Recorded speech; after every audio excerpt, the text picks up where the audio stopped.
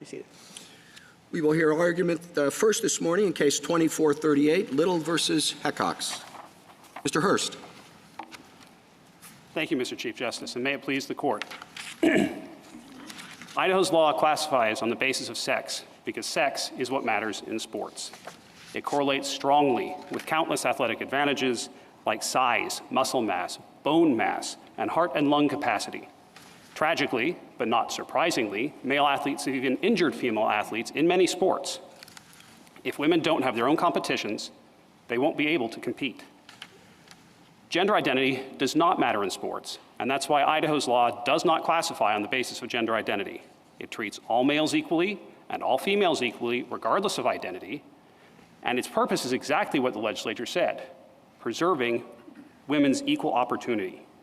In fact, it's our friends on the other side who want to classify based on gender identity.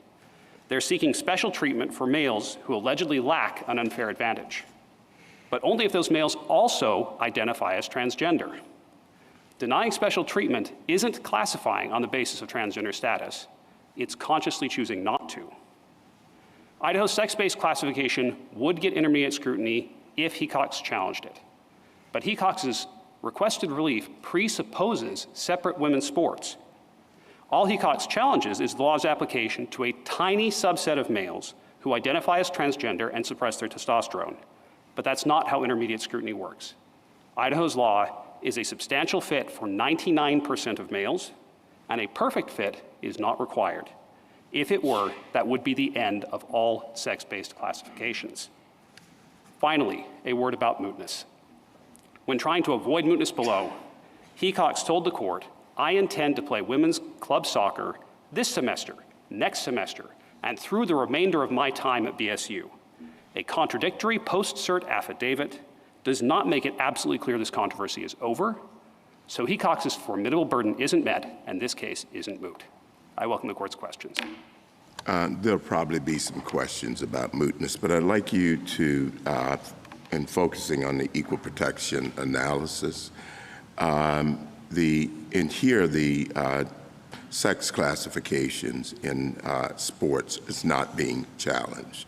That's correct. How does that work in this case when we're talking about one individual being accepted from a particular or included in a particular category? There's no basis for heightened scrutiny, intermediate scrutiny in that situation, Your Honor. If the sex-based line passes intermediate scrutiny, which no one disputes that it does, then the edge cases, the potential exceptions, that's all rational basis. Who identifies as a female, but it's a male is being excluded from a female sport, correct? That's correct. All right. By its nature, that's a sex classification. And all sex classifications, we have said repeatedly in our case law, require intermediate scrutiny. Now, what you're saying is, well, she's not challenging males generally not playing. She just doesn't want to be the one male excluded. So it's a subclass of people that she's challenging, correct? Yes, I think that is correct. All right. So how do you square our various case law, Caban, Lear, Claiborne, VMI in particular, all of whom involved a subclass of people who challenged on equal protection grounds their exclusion from a definition? I'm happy to take those cases in order, Your Honor, starting with Caban. There was no notion of as-applied anything in Caban. In Caban, it was a facial challenge to the statute, and individual circumstances were used as examples to prove that the statute was overbroad and lacked a substantial fit. That's the point. That's what she's saying here, that the state interest here is the safety of women, correct? And promoting competition. That's the state interest. And in Caban, the state interest was in ensuring that only children with active parents, let's say, were given a state benefit, correct? Yes, and Caban was struck down facially. The statute was considered unjustified. How about Lear? In Lear, we had the same. That's the opposite. That's the subclass, the people who were excluded. In Lear, the court said, the law would be justified with respect to you, plaintiff, and because the law would be justified with respect to you, you are not able to challenge the law elsewhere. All right, So the how court about says, VMI? That distinction doesn't make any sense to me. It's still an exception. It's a subclass of people who are covered by the law and others are not. That's what we said. the VMI case is the flip side of Idaho's law. The VMI case, equal opportunity required letting women in to previously single-sex spaces. In this case, equal opportunity for women requires giving women separate spaces. And VMI said that was okay. VMI said separate housing. That's begging the very question at issue here. You can have a sex classification based on sex. You just have to have a reason for it and one that matches your exclusion. What you're trying to say is we don't even look at the reason to see if it has a scientific basis. The reason we don't look at the reason in this case to see whether there's a scientific basis is because no one disputes that there is a scientific basis for separate sports. But there is a dispute of that. I'm sorry. Are you then saying, Mr. Hurst, that there really is no such thing as an as-applied equal protection challenge? No, Your Honor, but what I am saying is that equal protection, the question is whether the classification is valid and not whether it makes sense in individual situations. But that sounds to me as though, and I think our precedent is actually very sparse in this area, sort of surprisingly sparse. But it sounds to me as what you're saying is, as long as the classification is facially valid, a person does not get to come in and say that with respect to some subclass, a small subclass in this case, a person doesn't get to say with respect to some subclass, there's a mismatch, that the justification has run out, that the justification doesn't apply. You're saying that that really is just not an available argument. I agree that is not an available argument, and I think this court has taken that approach, our approach, in cases from Conn v. Shevin all the way to Wynn, and Wynn is the best example because there the petitioner had been raised in the United States by the U.S. citizen father, and the court said Congress's interest in making sure there's a connection with the United States is enough to justify the classification. Well, this petitioner obviously had the connection with the United States. There was no basis to apply these justifications to that petitioner. Didn't matter. I mean, one thing that this case could be about is, and in this case I mean generally, this litigation, is whether the plaintiffs are right here that there is a mismatch, right? And some of your briefing addresses that question. Right, you can take all the hormones in the world, you can take all the puberty blockers in the world, you say, and there still will be a competitive advantage. That's one thing that this litigation could be about and one way to resolve this litigation. Another thing that this litigation could be about is this deeper and, as I say, surprisingly unanswered in my mind, equal protection question about what an as-applied equal protection challenge is and whether they exist. And I guess, you're suggesting that we should, well, I don't really know what you're suggesting, because here you're saying, look, just do it that way. They could be right on the science, and we would still win. A lot of your briefing really contests their view of the science. So which way should we think about this case? We think that equal protection jurisprudence is about the validity of classifications. It takes a classification to trigger the doctrines to begin with, and then you ask, is the classification justified under intermediate scrutiny? And so that we think that's the right approach. Is the classification justified? Not is it justified in each individual instance, because as Wynn said, this court has never held, Wynn said, that a law has to be capable of achieving its ultimate objective in every instance. And as soon as that possibility of forcing the legislature to justify the law with respect to individual plaintiffs is on the table, intermediate scrutiny is over. That is strict scrutiny. Can I question the premise that you are putting forward? Even if I agree with you that equal protection is about, is this classification justified? I think that begs the question, what is the classification? And so to the extent that you have an individual who says what is happening in this law is that it is treating someone who is transgender but who does not have, because of the medical interventions and the things that have been done, who does not have the same threat to physical competition and safety and all of the reasons that the state puts forward. That's actually a different class, says this individual. So you're not treating the class the same, and you're not, how do you respond to that? In other words, the as-applied challenge essentially redefines the class, or one could think of it as that. And so what's wrong with that, number one, and how do you square that with our holdings in Caban, which Lair later described in this way? In other words, Lair suggested that Caban was establishing that as-applied challenges of this nature do exist. Certainly,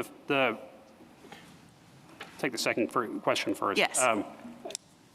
Caban says nothing about as-applied. I know that Lair says later this was an as-applied case, but simply reading Caban, it does not say that. It simply applies intermediate. No, I understand, but those two cases were in juxtaposition with one another, Yes. and Lair comes out the way it does, distinguishing Caban on the basis that it's an as-applied challenge, and we in Lair have a facial challenge, and it's basically the same facts. So if you're right, those two cases can't come out the way they do. I don't think so, Your Honor. Again, Lair was actually briefed as a standing argument of maybe you might be able to argue that this law is overbroad, but you individually are not in the overbroad part, and therefore you don't get to challenge it. The court didn't use standing language, like express standing language in the opinion, but that is the logic of the opinion. Mr. Hurst? Yes. There's another way to think about the case your friends on the other side posit, and that is that transgender status should be conceived of as a discrete and insular class subject to scrutiny, heightened scrutiny in and of itself, given the history of de jure discrimination against transgender individuals in this country over history, in immigration and family law, cross-dressing statutes. They give a long laundry list, and I'd like you to respond to that. Certainly. On the de jure discrimination point specifically, there has been some discrimination against transgender people, significant discrimination against transgender people in the history of this country. The same can be said of many groups. The same could have been said of the mentally disabled in Cleburne, et cetera, et cetera. I think Justice Alito's concurrence in Scrutiny is helpful with this in saying this quasi-suspect class or suspect class process, what we're really looking for is classes that look like race or like sex. And if you compare the discrimination in this case, where not one of the laws they cite actually classifies expressly on the basis of transgender status, if we look at that history and we compare it to the history of African Americans and women who were not able to vote, who were not able to own property, who had express classifications based on their status written into the law for most of this country's history, these things don't compare. They're just not alike. I'm sorry. No, please. No, go ahead. There are two things in that answer that are kind of at odds with one another. You start by saying you don't question that there's a history of discrimination, I assume de jure, in this country. Mm-hmm. And then you say, well, but they don't classify on that basis. How should we think about that? I think that the famous footnote 4 helps, right? This has been a discrete and insular minority. Has it been a group of people that were recognized as a group where laws were passed on the basis of their membership in that group, demonstrating that they lacked the political power to protect themselves in the political process? This is from Justice Barrett's concurrence, of course. We just don't have any of that here. All they can point to is conduct. It says, no cross-dressing, no drag performances in bars, these kinds of things.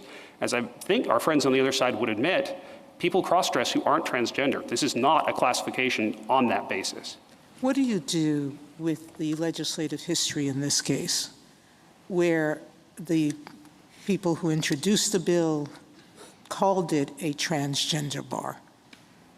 So you in answering Justice Gorsuch, you said there's no evidence of that, but there's certainly a lot of comments in this bill when it was passed. Your Honor, I respectfully disagree. I am aware of nothing in the legislative record that says that. I know that the Ninth Circuit opinion says that, but if you'll notice, the key quote that the Ninth Circuit relies on puts the words transgender women in brackets. And if you look up that colloquy in the legislative record, in their transcript that they provided in the district court, the word transgender, gender identity, et cetera, do not appear in that section of the transcript. Can I go back to the mootness question that Justice Thomas talked about, but we've not addressed here at all? Yes, this respondent made certain allegations about her intent at a certain point, but she signed an affidavit with this court attesting that she has permanently stopped playing sports covered by the ban. She will not try for any school-sponsored women's sports, and in fact, I think she'll finish school very shortly. And there's no reason to question the sincerity of that belief, given that dropping out of sports puts you at a disadvantage where you lose your competitive edge, and she's going to graduate soon. How is this different than Atchison Hotel, where the person in the litigation made representations that she intended to visit and continue visiting hotels in the future, and then, when the case got before us, she voluntarily dismissed those suits, like here, with prejudice, and we then directed that the case be considered moot. How is that different? To begin with, I add one further difference between the two cases. Certainly. Here, it's not like she's attempting to avoid us reaching the question. In just a little while, we're going to reach the identical question in another case. So we don't have a subterfuge in attempting to stop the court from reaching an important legal question. I'll start with Atchison Hotels, Your Honor. In Atchison Hotels, no one disputed that plaintiff's plans going forward. In this case, even the district court does not credit the plaintiff's plans going forward. The district court struck the notice of dismissal and said, Hecox's plans have changed before, Hecox's plans could change again, and also the court feels that this is somewhat manipulative in order to escape the Supreme Court's jurisdiction. None of that existed in Atchison Hotels, and that puts us in City of Erie territory, where in that case, the premises were sold, the business was closed, the owner was in his 70s, and they said, that's not enough. You could still reopen this business. Your company is still incorporated. Under these circumstances, where it's the respondent seeking through post-certiorari maneuvers to moot the case, that isn't enough. This case isn't moot. Thank you, counsel. Justice Thomas. Does the justification for a classification, as you have in Title IX, male, female sports, let's take, for example, an individual male who is not a good athlete, say a lousy tennis player, and does not make the women's and wants to try out for the women's tennis team. And he said, there is no way I'm better than the women's tennis players. How is that different from what you're being required to do here? It's not all different, Your Honor, and that's exactly what we're concerned about, that their arguments about needing to make exceptions from an otherwise valid classification for people for whom that classification doesn't make sense, those arguments don't limit themselves to people who identify as transgender. Many males could say, I can't really compete with the women's basketball team, and therefore I should be able to try out. And I haven't seen an answer from the other side as to why they couldn't, beyond, I correct myself. They say that, well, those people don't face the same dignitary harm as transgender people. But I don't see how that's relevant to the intermediate scrutiny analysis. The analysis is this classification substantially related to a legitimate state interest? The person's reasons for wanting to violate the classification don't come into the analysis. Justice Alito. Justice Sotomayor raised the question whether the issues here are identical to the issues in the case we're going to hear in a couple of minutes, and I'd appreciate your views on that. Suppose we affirm or reverse in this case, in the other case. Would that leave something undecided with respect to your case? Yes, Your Honor. Our case involves the issue of the constitutional definition of sex, which the Ninth Circuit made a decision about, what sex means for constitutional purposes. The Fourth Circuit did not make that decision.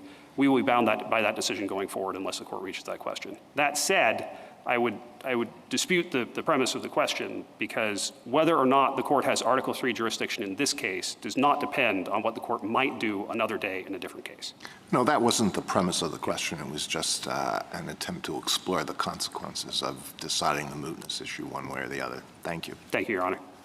Justice Sotomayor? There's a Munsingware GVR that's being agreed to here, so you're not bound by anything in this case. And our decision there will inform any new decision in the Ninth Circuit on this issue, correct? Whatever analysis we adopt in the Little case will control what happens in a new case. That is law, Your Honor, yes. All right. With respect to the Erie case, there, the 90-year-old man never said he didn't intend to open another business. He just said this business. And that was the distinction we saw. Here, she has said, I don't intend to do this.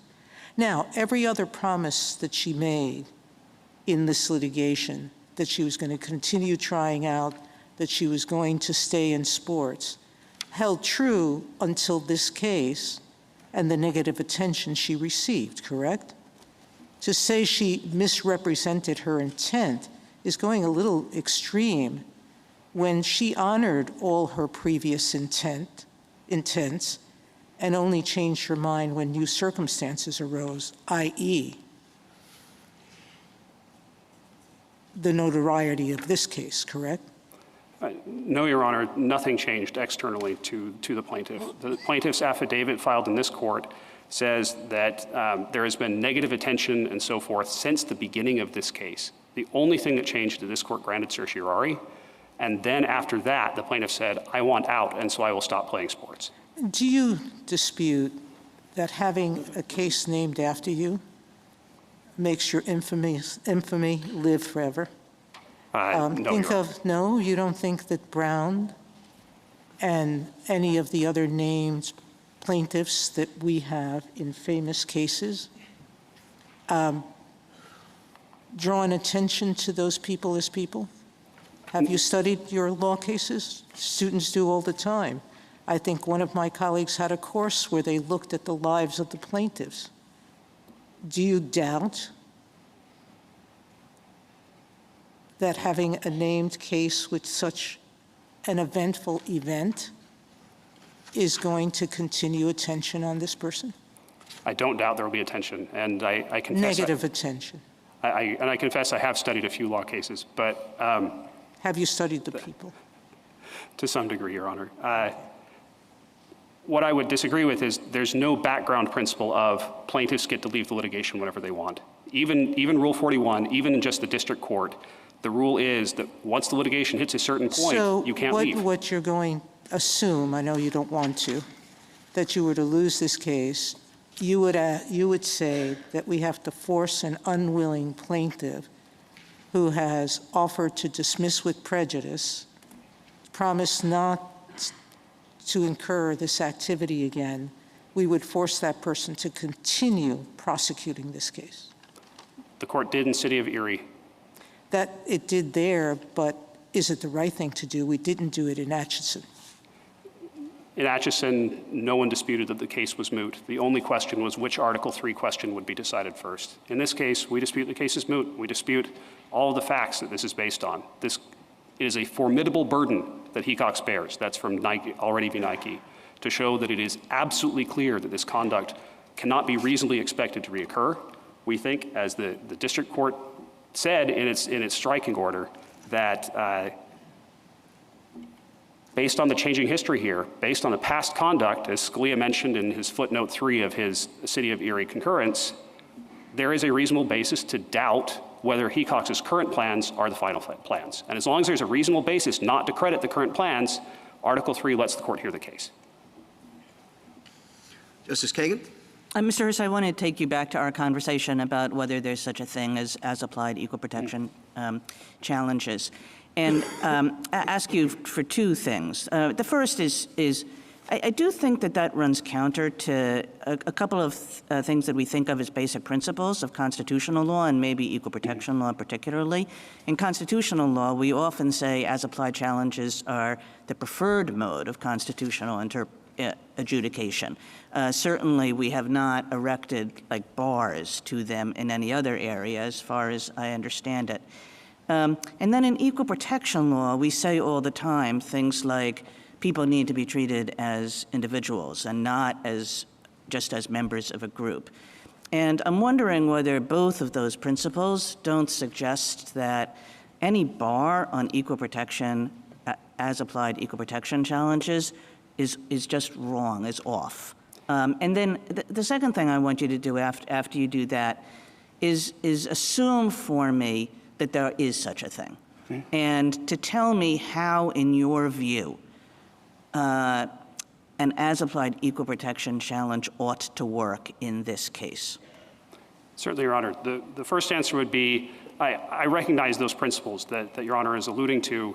The contrary principle would be the very nature of intermediate scrutiny analysis, that it is always possible, if you only have a substantial fit supporting legislation, then it is always possible to find people whom it doesn't fit, and then we're in strict scrutiny. So I completely take that point, Mr. Hurst. I mean, you're exactly right, and of course, intermediate scrutiny is different from strict scrutiny. It doesn't require the, almost perfection that strict scrutiny does. Completely take the point, but isn't that point really addressed to what we often consider in these areas, which is to facial challenges? Right? So when you bring a facial challenge, of course, that's right, that you're allowed to have over-inclusiveness and under-inclusiveness and a lack of a perfect fit, but that the nature of an as-applied challenge is different. Certainly the court could do that, Your Honor. The court has not done that before, as I think we both agree. And the result of that would be judge-made exceptions to laws anytime judges thought they didn't make sense for particular classes of plaintiffs. And the deference to the legislature that should exist to some degree, even under intermediate scrutiny, would be done away with. It would be gone. And then the administrability justification for many sex-based classifications, including this one, would also be gone because you could no longer administer the classification evenly. You would have to make as many exceptions as courts thought you needed to make. So it's really an institutional competence thing or institutional power thing between courts and legislature. So you're suggesting to me that the whole thing is just unworkable and we shouldn't, but flip to the second prong of my question, which is suppose we said, where as applied equal protection challenges exist as applied anything challenges do. What would it look like, do you think? What should it look like? Yeah. I'm not sure what it should look like. I can say what it does look like in this case and why we think there's a problem with it. So you're not willing to take me on my second path, which is like, let's assume that there is such a thing as this challenge. Yes. I mean, the most I can say, I doubt this is a satisfactory answer, Your Honor, but the most I can say is that the as-applied nature of a challenge might go to the remedy. The legal analysis still focuses on the classification and the justification for the classification. And once we're talking about individuals, we're not talking about a classification anymore. Yeah, I mean, that doesn't seem like much of an as-applied challenge, right? You have to prove the exact same things you do in a facial challenge, but don't worry because you only get relief as to you. So that's not a true as-applied challenge. And I'm having trouble coming up with what it could look like because it will always be possible to carve the class down further, right? I mean, so if they say that their class, that their subclass, I guess, subclass of males, is males who identify as transgender, then we would come back and say, well, only something like 10% of males who identify as transgender take the testosterone suppression. And then they might say, well, okay, no, the class is just the males who take the testosterone suppression. And then we might come back and say, well, according to the record, according to their own expert, of males who take testosterone suppression, only 1/4 of them are able to achieve the appropriate, able to achieve ordinary levels of testosterone for women. And the other 3/4 would still have an advantage, and therefore we'd be justified 75%, pretty good fit in intermediate scrutiny, and we'd be justified with the law. But then they can just change the class again. They can say, aha, no, our class is males who identify as transgender, who suppress their testosterone, and who suppress their testosterone successfully and are able to get it down to where they don't have a competitive advantage. And at that point, we can say, if you can define the class so precisely, you're going to force the state to to define the class that precisely. It's going to be enormously burdensome for everyone, and the state can never win, because whenever the state points to the fit in the statute, they just redefine their class as only the people who are outside the fit. Thank you. Justice Gorsuch? Justice Kavanaugh? To follow up on something you were talking about, Justice Sotomayor, would your constitutional position be different if the law explicitly stated that transgender women and girls cannot participate in women's and girls' sports? My answer to that depends on what's in the rest of the law. So I would refer back to Remedies and say, it's not a magic words test. The mere presence of the word transgender in the statute is not enough to make it a transgender-based classification. What would make it? If the law, either expressly or through its effect, let all males except males who identify as transgender participate in female sports, but made it so that somebody's ability to play in female sports depended on transgender identity. Assume that the law does not allow males to play in women's and girls' sports, and then explicitly says, a separate provision, transgender women and girls, biological males who identify as female, cannot play in women's and girls' sports. Would your constitutional position be any different in that situation? No, Your Honor, I think that's Remedies. I think that would be a reference to transgender identity, but the law's application would never turn on transgender identity, so it wouldn't be a transgender status. Even if it says transgender? The word transgender in the statute might be relevant to a pretext analysis, but it wouldn't be relevant to facial classification if that word did not change how that statute applied in practice. How many states allow biological males who identify as females, transgender women and girls, to play in women's and girls' sports? Statutorily, I'm aware of 27 states that take our side and do not permit that, and 23 states that take the other side and do permit it. And those states who do allow it, is your position that they are violating the Constitution, the Equal Protection Clause, rights of biological girls and women by allowing that? Or do you say that's up to each state to decide, and that the Constitution gives discretion to the state whether to allow it or not to allow it? I have not yet been persuaded by a constitutional theory that would let us use the Equal Protection Clause to impose our policy on other states in this matter. Okay.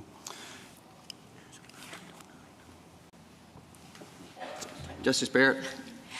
I have some questions about the implications of your theory. So how would your theory play out if we're talking about 6-year-olds, where there's no difference between boys and girls in terms of athletic ability, testosterone levels, et cetera? Could you have sex-separated teams then? Or sorry, sex-separated teams by biological sex and not allow trans girls on the... Certainly, Your Honor. First, I'd like to explain how the statute applies to that situation so I can put my answer in context.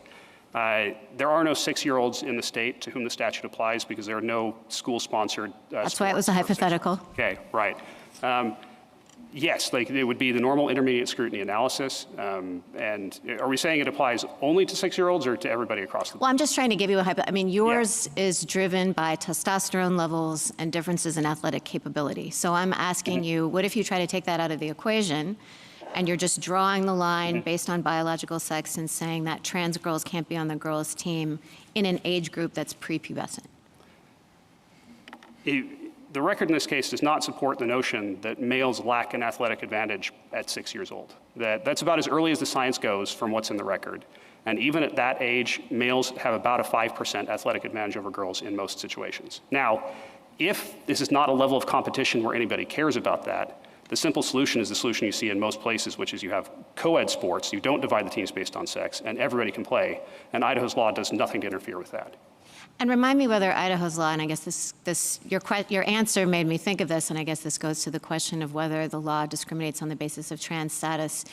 Is it true that biological girls, trans boys, can play on boys' teams?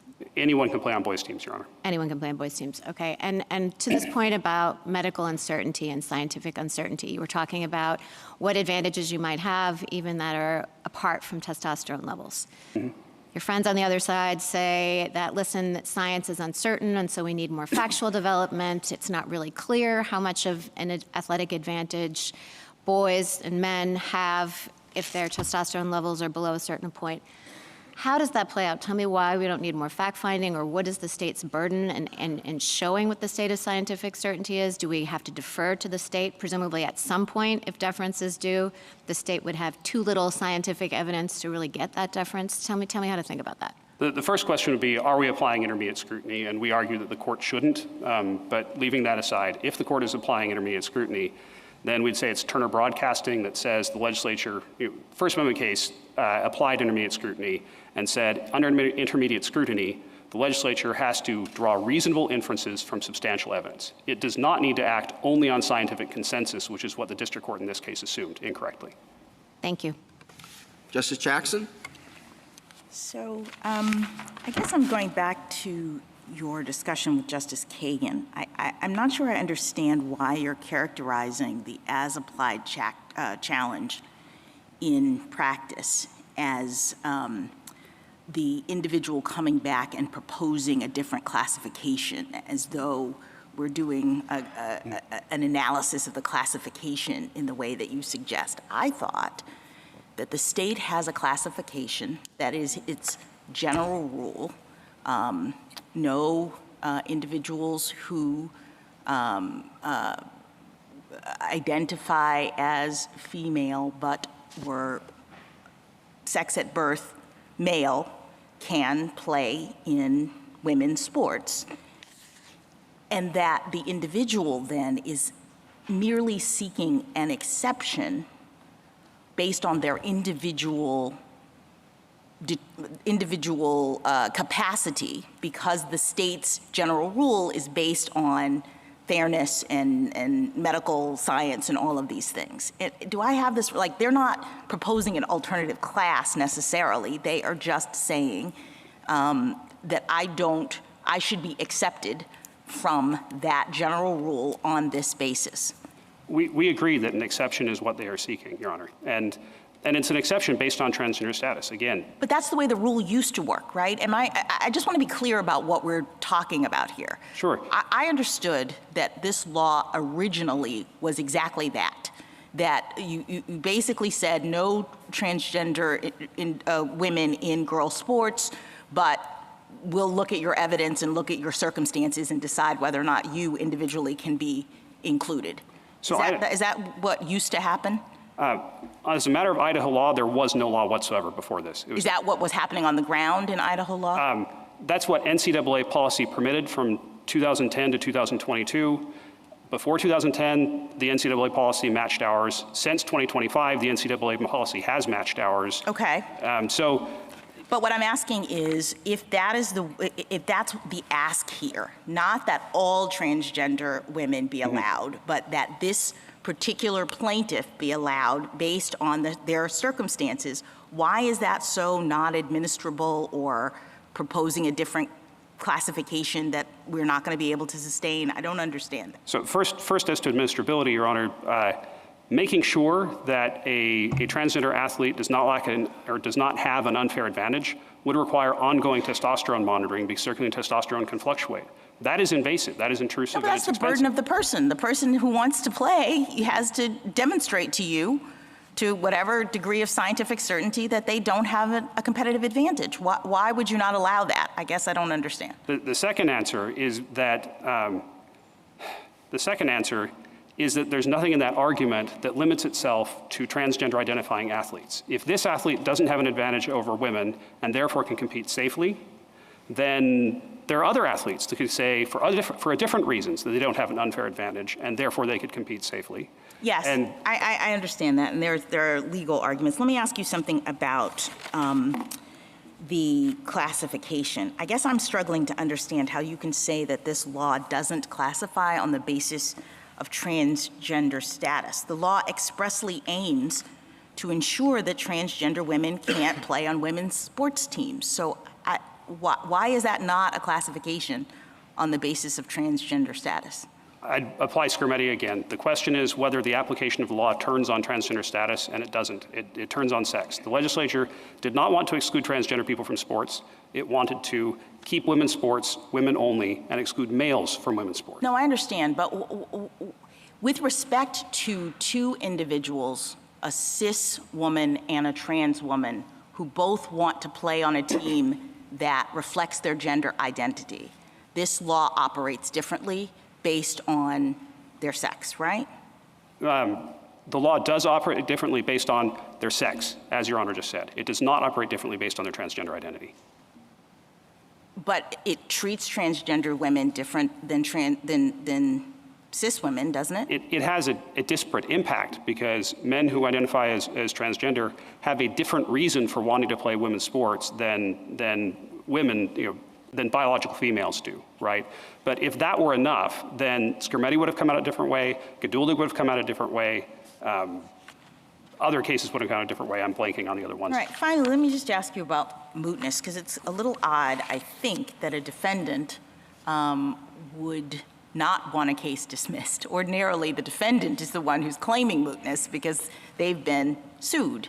So this plaintiff has brought a claim against you, and the claim relates to your policy about college sports. And as I understand, the plaintiff is about to graduate.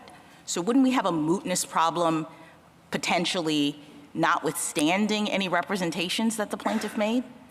I don't think so, Your Honor. I'd look to Camreta as the case that tells us the best case for telling us how we analyze mootness in this situation. It's, does the petitioner still have an interest in continuing the litigation?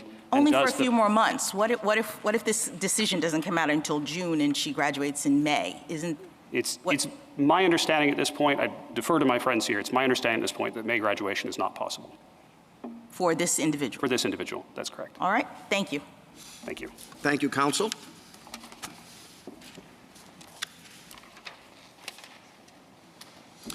Mr. Mupan? Mr. Chief Justice, and may it please the court. It is undisputed that states may separate their sports teams based on sex in light of the real biological differences between males and females. States may equally apply that valid sex-based rule to biological males who self-identify as female. Denying a special accommodation to trans-identifying individuals does not discriminate on the basis of sex or gender identity or deny equal protection. All of that remains true, even assuming a man could take drugs that eliminate his sex-based physiological advantages. The law is reasonably tailored, regardless of whether it is perfectly tailored as applied to any such tiny subset of men. And states are not required to redefine sex or monitor the testosterone levels of female athletes. In short, male athletes who take performance-altering drugs are not similarly situated to female athletes, and states need not treat them the same. I welcome this court's questions. Would you elaborate on what you alluded to, and that is that whether or not a state has to, its asserted interest in classifications has to bear out in each individual case? That seems to be what the applied challenges in individual cases would require. That's right. So intermediate scrutiny requires a substantial relation or a reasonable fit, which is not a perfect fit. And this court has recognized, and I'd point this court to Edge Broadcasting in particular, it focused on this exact issue of if the law is substantially related in general, can an individual come in and say, well, as applied to me individually, it's not. And the court said, no, we're not going to allow you to do that because that would essentially convert intermediate scrutiny into strict scrutiny on an as-applied basis. Now, I'm not disputing that you can sometimes bring as-applied claims under intermediate scrutiny. So if, for example, you had a law that applied, this sort of law that applied to sports, but also math and also chess, it might be that as applied to math or chess, it was invalid, but it was valid as to sports because for math and chess, at the level of the classification, it's not reasonably tailored. But here, critically, everyone agrees that for sports, for 99% of men, it's reasonably tailored. It's just the 1% of trans-identifying individuals who take drugs and then those drugs are effective that's a problem. And this court's decision in Michael M. makes clear that that's not a viable as-applied claim. In Michael M., this court upheld a statutory rape law that applied differently to men than women, and the rationale was because women faced a unique risk of pregnancy. But of course, if either the male rapist or the female victim was infertile, there'd be no pregnancy. So on their theory, you could have come in and said, well, I have an as-applied claim that I was infertile, so it was okay to rape the underage girl. And this court not only rejected that, the court said it would be ludicrous to say that you could bring an as-applied claim for prepubescent girls. That's just not the way as-applied scrutiny works in intermediate scrutiny cases. That's equally true, as my friend said, in Wynne. In the court's decision in Wynne, the justification for the law was making sure that the parent knew that they were the parent and had an opportunity to have a relationship with the parent. But Wynne's father knew about the birth, was present with Wynne the whole time, and brought Wynne to the United States. Nevertheless, the court held, for the class of men overall, it was reasonably tailored, and they weren't going to focus on the specific facts of Wynne. You started, Mr. Mupon, by saying that you did think that there were as-applied equal protection challenges, and giving an example of, well, if it had also applied to the chess team or something. But that doesn't seem like an as-applied challenge to me. That seems as though there's just a provision of the law that's facially invalid, right? So let's put those kinds of cases aside where you can split the law up and say this part is facially invalid, this part isn't, and focus instead on like real as-applied challenges. Your classification is basically okay, let's posit, because there's a substantial relationship to your goal. Is there ever a time where a person can come in either on behalf of herself or on behalf of a subclass and say, notwithstanding that there is no a valid facial challenge here, there is an as-applied challenge, this subclass has to be exempted? So I don't think this court's cases have ever squarely addressed that. I think if it could be brought, it would have to be a very substantial percentage. So to give you a stylized hypothetical, if you had a law that regulated on the basis of sex, and you could imagine 3 subgroups of males, for subgroup 1 and subgroup 2, each of whom were a third of men, it was reasonably tailored. But for subgroup 3, which was a third of men, it wasn't. Maybe in a circumstance like that, the third subgroup could come in and say, for a third of the applications of this law, it's not reasonably tailored. That's not enough of a substantial fit, at least for us, even if you're going to uphold the law for the other 2/3 of men. But why does it have to be that many people? Why? I don't understand why that subclass can't make this showing and get the remedy as to them. Because if it's one person, you're basically converting the law into strict scrutiny. But you're not. You're not. I mean, because what you're doing is you're allowing that individual to get the remedy that we've said in cases like CASA is the only thing that's available, that you can't have this flow to everybody. It's just about this individual and whether or not he's been unconstitutionally treated. So again, because if the law is reasonably tailored for 99.99999% of people, and you come up with a point fraction of percent and say that that person has a viable claim, that's more than you would ever require under strict scrutiny. I don't know of any. No, but I mean, well, what's the result of that? If you're making a facial challenge, I understand that you're saying that if the law has such a broad sweep of constitutionality, then we're not going to strike this thing down just because we can identify one person for whom it doesn't apply. But if you are that one person and you can show that this is unconstitutional as applied to you, I guess I don't understand why it matters that it's constitutional as applied to 99.9% of the other people. Well, because I think you're begging the question when you say it's unconstitutional applied to you. Laws that classify on the basis of sex only need to be reasonably related. And so if it's reasonably related because it's tailored for 99% of people, then it is constitutional even applied to you. Even as applied to you. So you are saying there is no such thing as an as applied intermediate scrutiny challenge. No, again, if there was one where it was a third of the people, I can maybe understand a claim that the third of people, it's not reasonably related for them, even though it is for 2/3 of the people. I'm just saying that when the numbers get as small as they are here, that claim's not viable, and we know that from this court's cases. Again, Michael M., every infertile man, no, I understand, but we didn't do that same kind of quantitative analysis in Caban, right? We didn't ask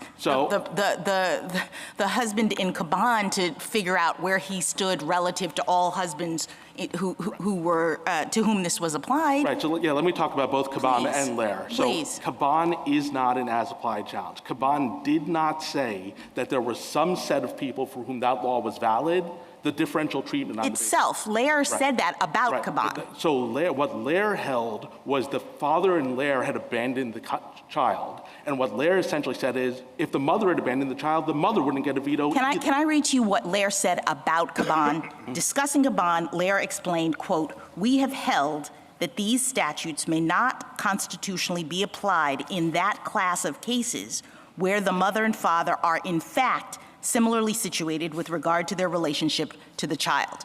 So Lair is interpreting Caban as an as-applied challenge, isolating a subset of people where there's not actual similarly situated circumstances, and Lair is different. It is a facial challenge. It is in opposition. No?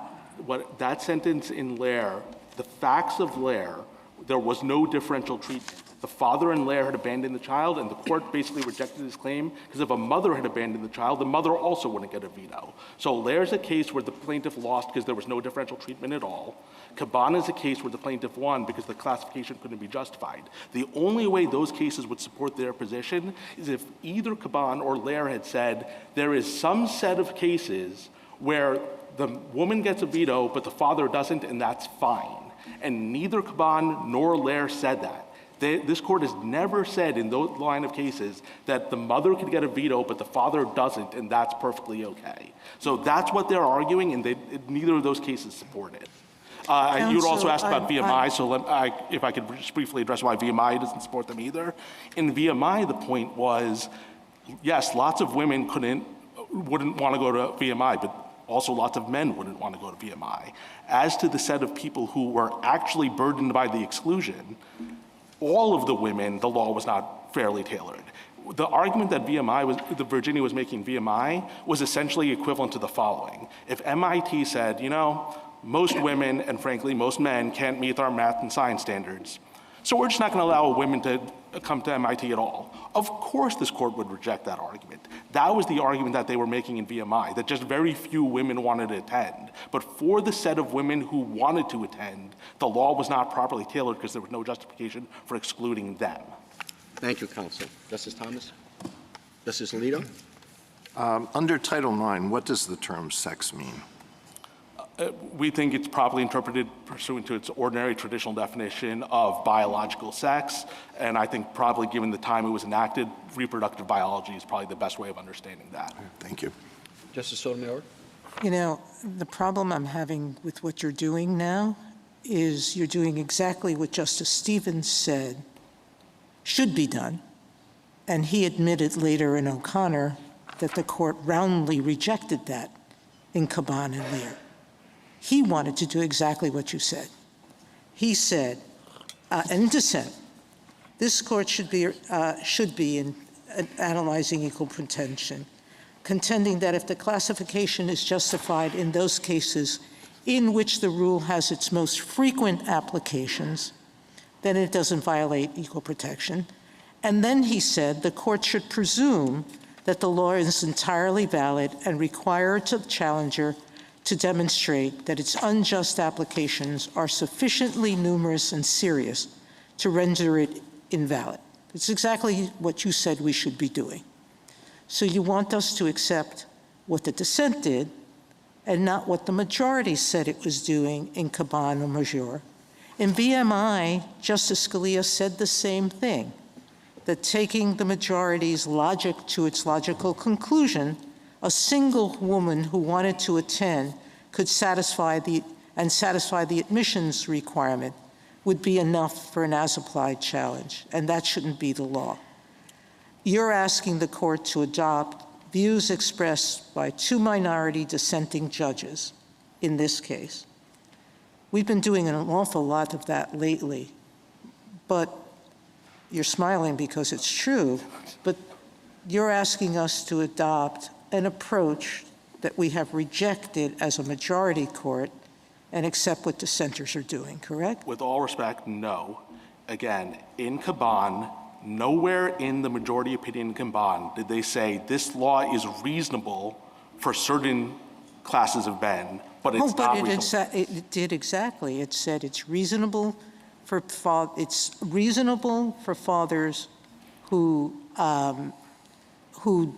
don't support their children. It won't be reasonable for fathers who don't. With all respect, Your Honor, it did not. Caban did not uphold that law as applied to any man who hadn't abandoned their child. Now, it is true Lair's upheld the law for someone who had abandoned their child, but the reason it upheld the law is because women who abandoned their child. But the logic of the opinion is that if the reverse had been true, it would have ruled the way it did. I don't think that's true, Counsel, but even could if you I thought that was, sure. No, I just have one last question. What's percentage enough? There are 2.8 million transgender people in the United States. That's an awfully big figure. I do understand that in Idaho, this was the first transgender child, but that just happenstance as to location. What makes a subclass meaningful to you? Is it 1%, 5%, 30%, 15%? One is not enough for you, but why? Well, so I'll say, when the numbers don't talk about the human beings. So I'll say a couple of things about that, Your Honor. The first I'll say is if the distinction between intermediate scrutiny and strict scrutiny is the difference between a perfect fit and a reasonable fit, 1% surely has to be on the side that's reasonable. But if you don't want to just take the 1% on its own face, I would point your court, you want to focus on majority opinions or opinions for the court. Michael M. rejected a challenge even though that law wouldn't, for infertile couples, either infertile rapists or infertile victims, the justification didn't apply. There are certainly more infertile people. They did it on a different basis, which had to do with different harms. No, that's not true, Your Honor.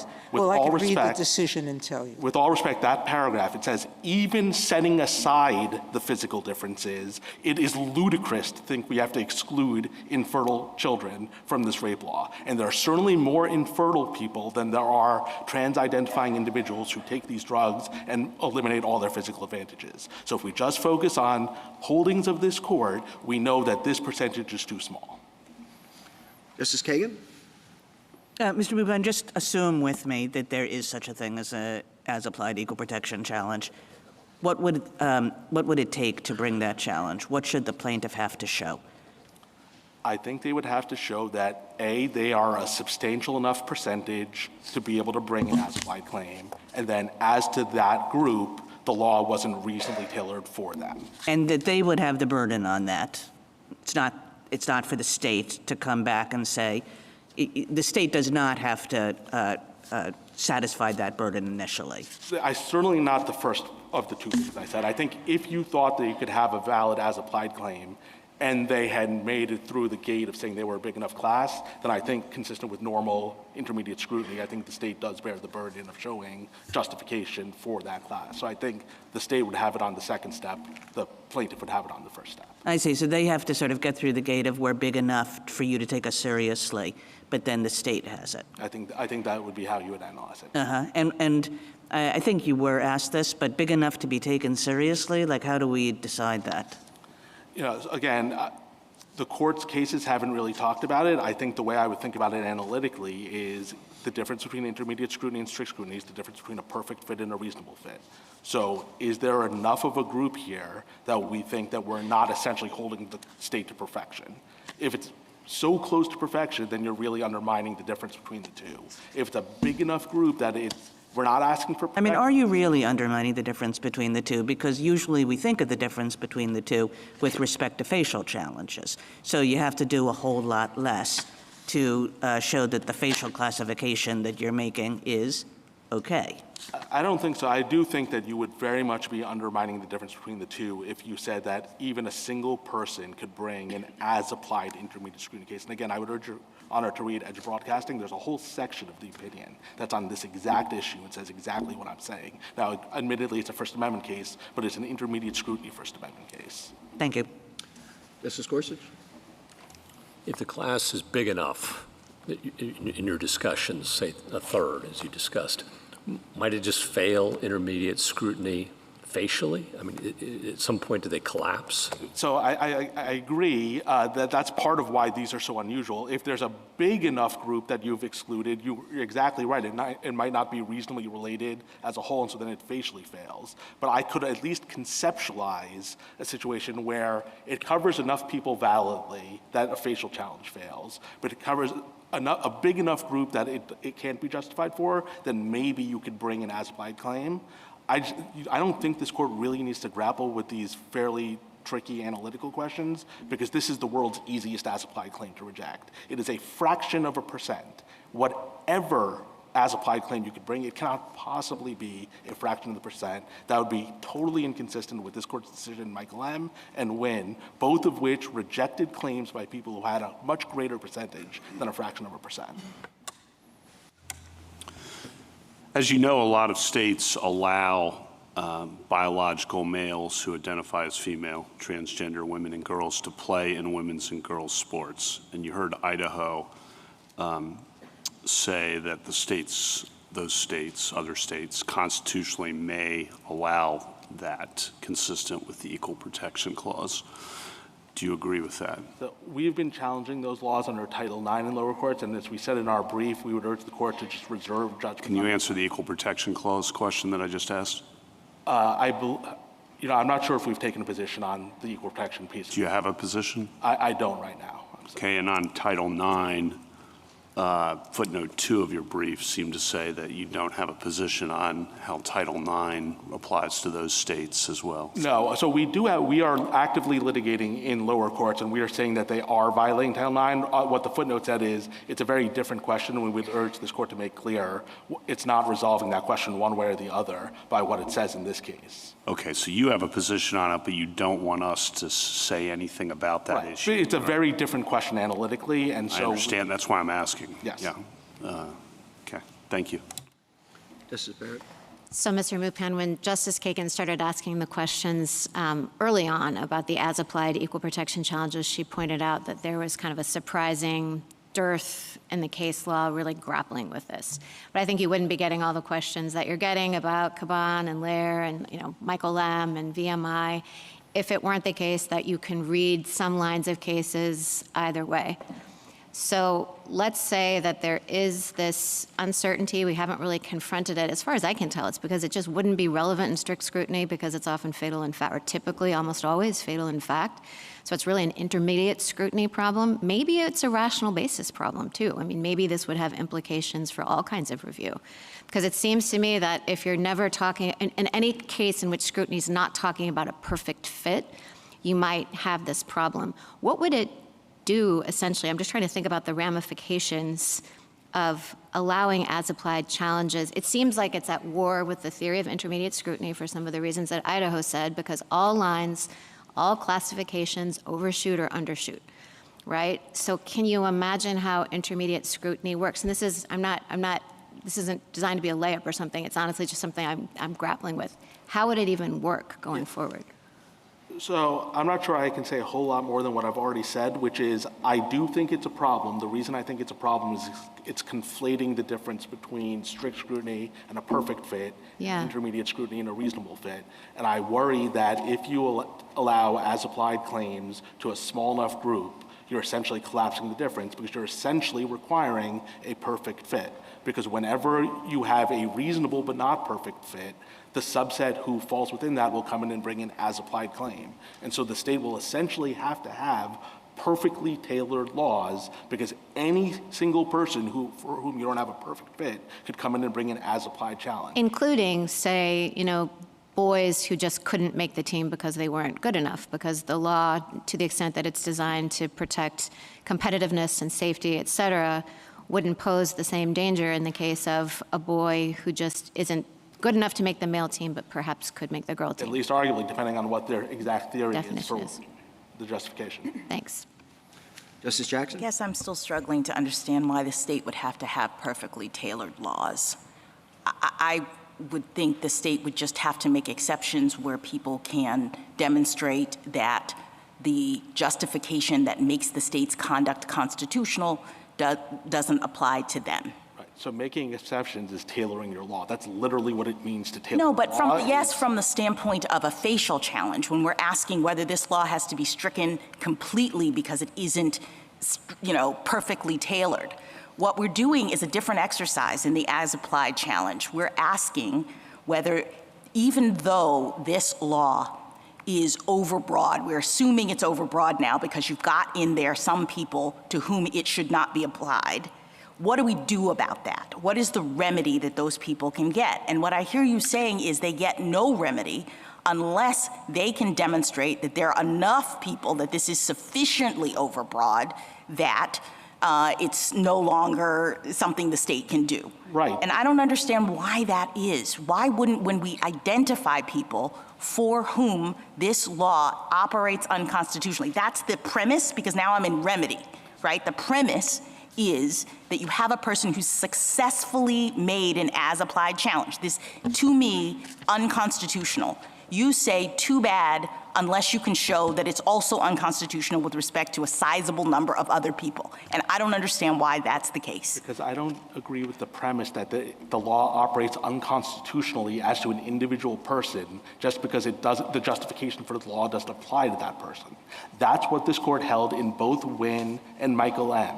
It recognized that the justification that was put forward for the law might not be true for each and every person the law applied to, but this court said that's fine.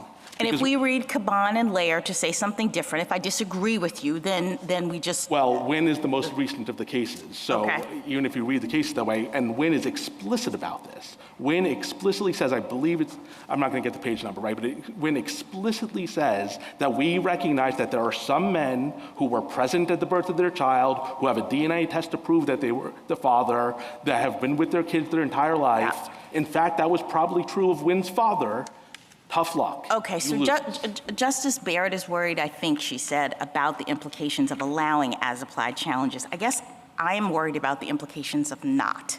Because as Justice Kagan said, we have consistently said that facial challenges are really hard to get, that as-applied is really all there is. So now we're in a world in which you are setting up new barriers, in my view, to establishing an as-applied challenge. So at the end of the day, is your position that no matter how clear it is that the particular prescription is operating to disadvantage a particular group, that classifies you, treats you differently, you're just not going to be able to get a remedy for that individually anymore. Let me take a step back, and then maybe this will help.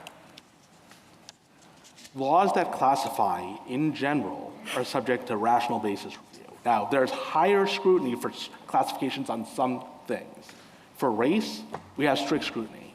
For sex, we only have intermediate scrutiny. What that means is it is okay to have a classification that doesn't operate perfectly for each and every person. So it's not the problem is that it's unconstitutional, but there's no remedy. The point is that it is constitutional, I don't necessarily even though think it's that's the overbroad. takeaway. I think what that means is it's okay because we realize that in some circumstances, maybe even in many circumstances, this classification is justified. But when we can identify a situation in which it's not, I don't understand why a person can't bring that challenge. Well, I can't say anything better than in both Michael M. and Wynne, the court recognized that there were people who wasn't tailored for and they didn't give them a remedy. Thank you. Thank you, counsel. Ms. Hartnett.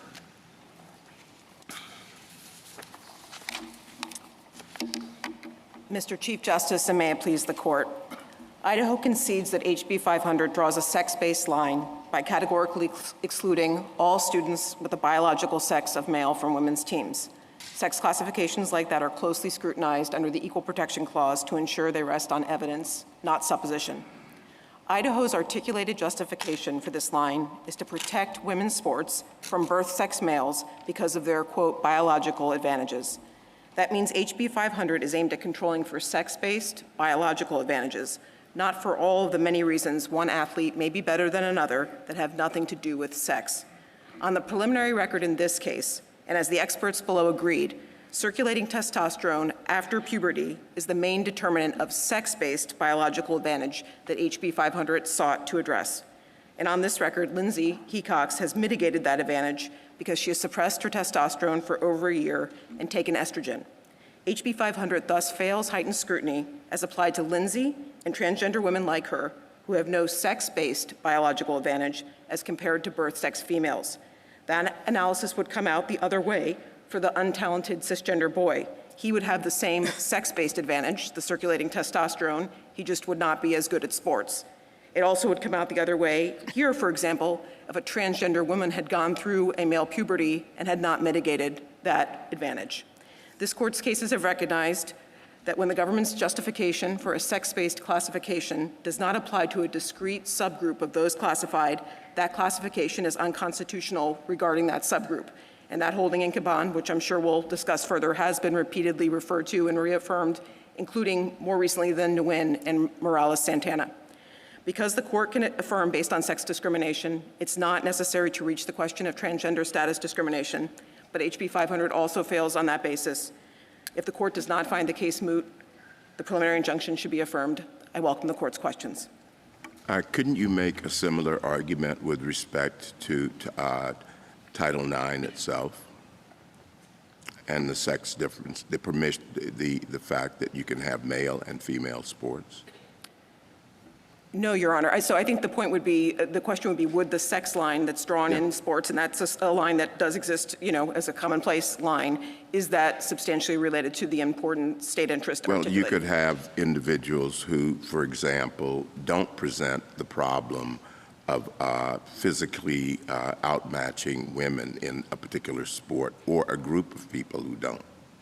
Right, and the broader goal here, of course, is not sex separation for its own sake. The idea is to have equality in sports, and that's the ultimate objective that I think we're all talking about, not separation for its own sake. Well, my point is the argument that you're making now with respect to the subcategory, could it not also be made with respect to the sex separation in Title IX generally? Occasionally there have been examples of a boy challenging the separate teams because they want access to a team that's not available for the boys because of the way Title IX works. To be clear, we have not aware of an example of a boy challenging the sex separation so that they can be on the girls' team where there's a boys' team that exists. In that case, the courts do look at that under intermediate scrutiny, and they determine that the overall goal of ensuring equality in sport opportunity for women and men allows for the distinction.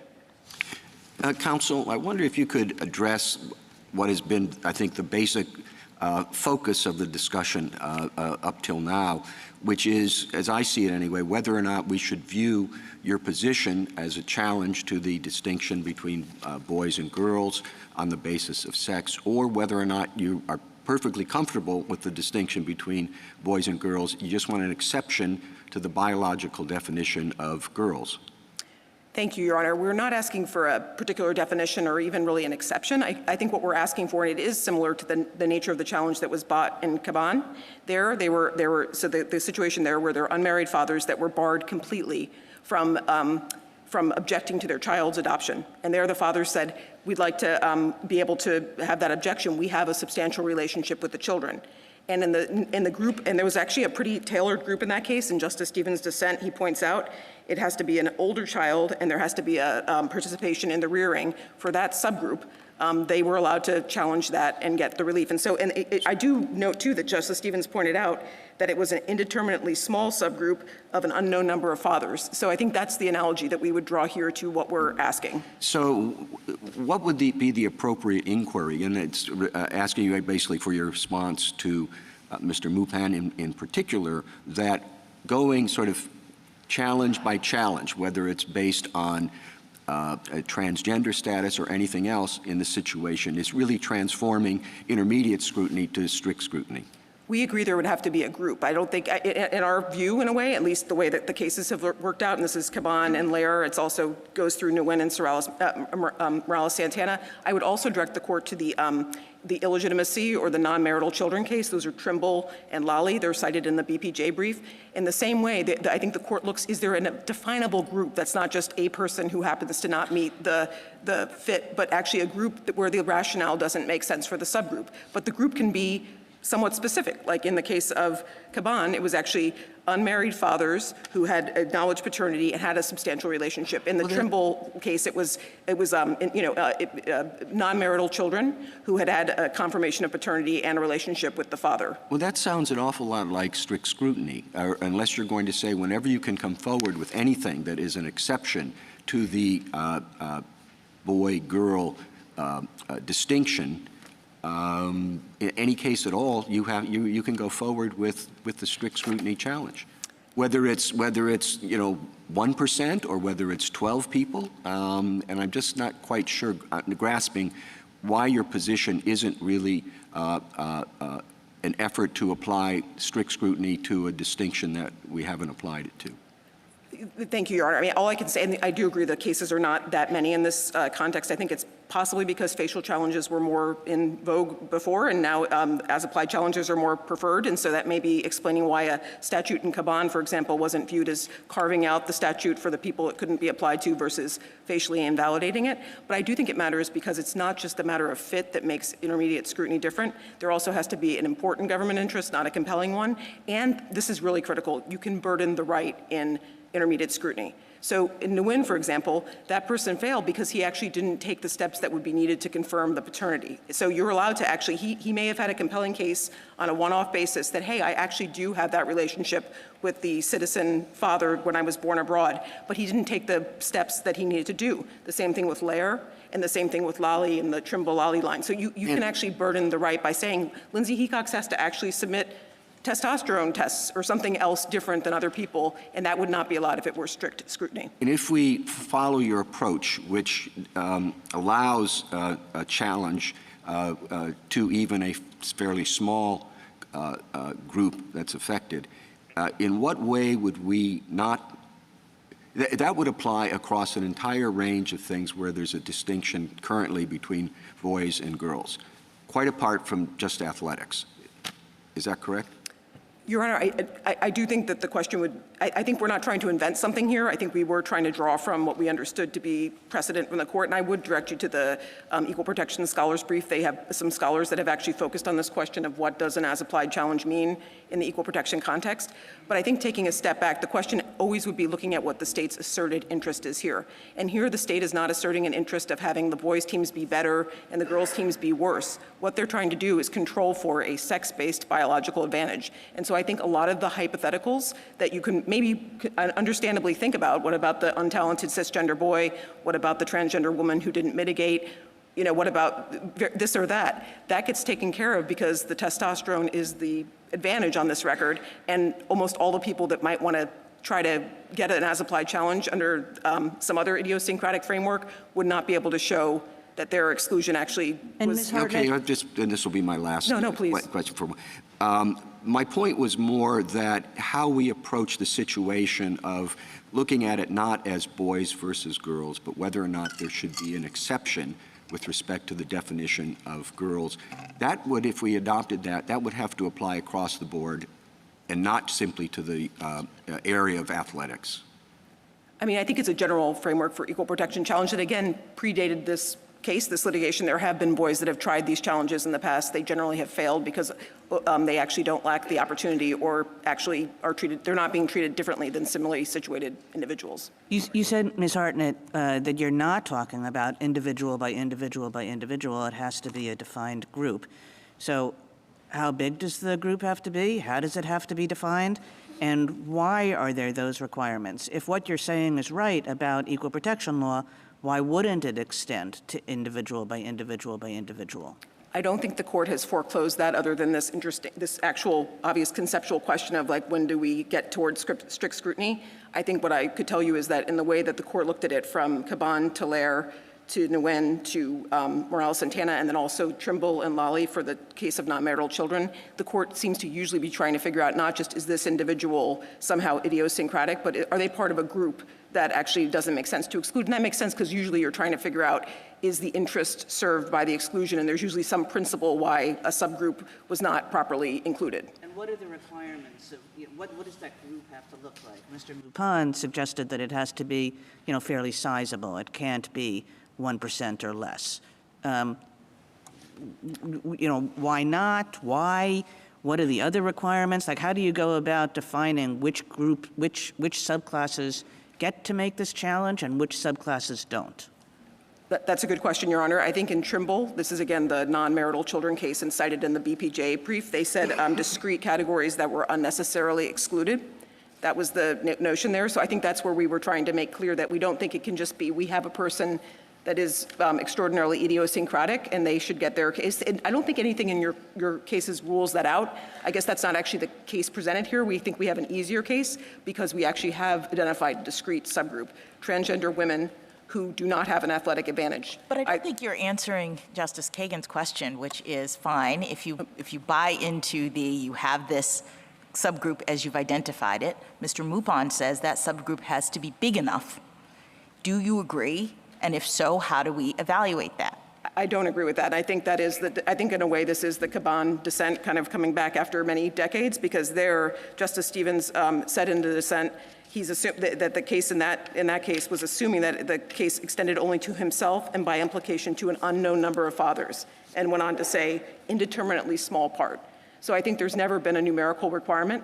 It's more of a question of whether there's a principle that some sort of a principle that allows for the exception in light of the failure to align with the interest that the state's asserting. And here, I think the record, and again, we're at a preliminary injunction stage, but the preliminary record was that the exclusion of our client actually was not going to advance the interest, nor the exclusion of other transgender women who do not, who have taken efforts to mitigate their testosterone, which was on the record here again, was the main driver of differential athletic performance. Counsel, one might wonder whether the efforts to refashion our equal protection jurisprudence here that we've been discussing at length on sex discrimination is really a fallback from what one might wonder might have been your primary argument, which is that transgender status is itself a discrete and insular class. And I'm curious why you haven't brought that up and what thoughts you want to share with us.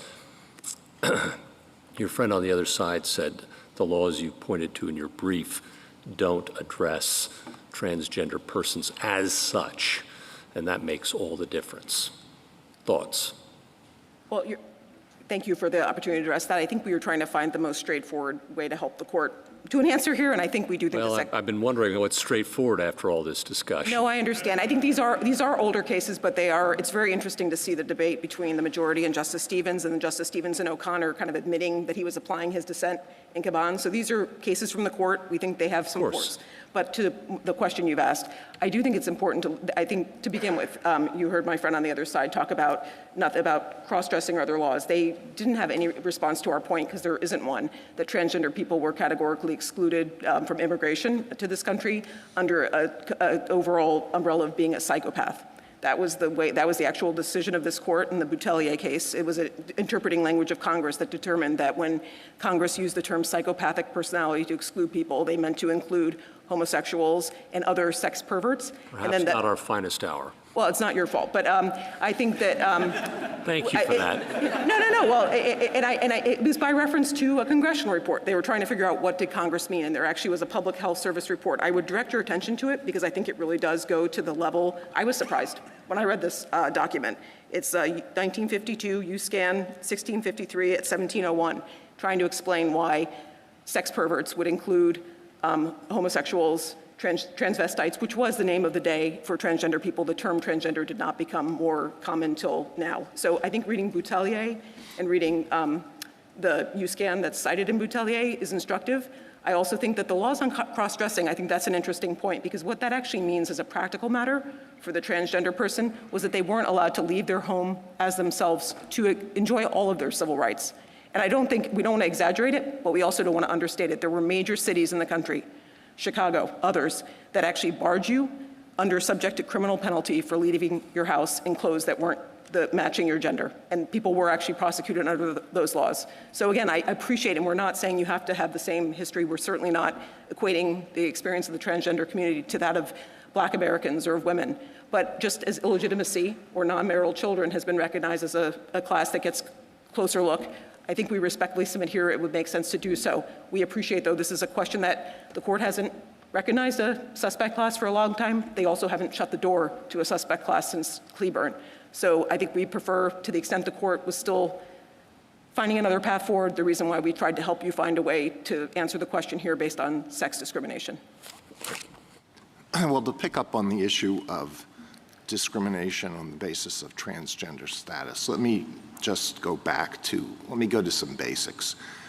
Do you agree that a school may have separate teams for a category of students classified as boys and a category of students classified as girls? Yes, Your Honor. If it does that, then is it not necessary for there to be, for equal protection purposes, if that is challenged under the Equal Protection Clause, an understanding of what it means to be a boy or a girl or a man or a woman?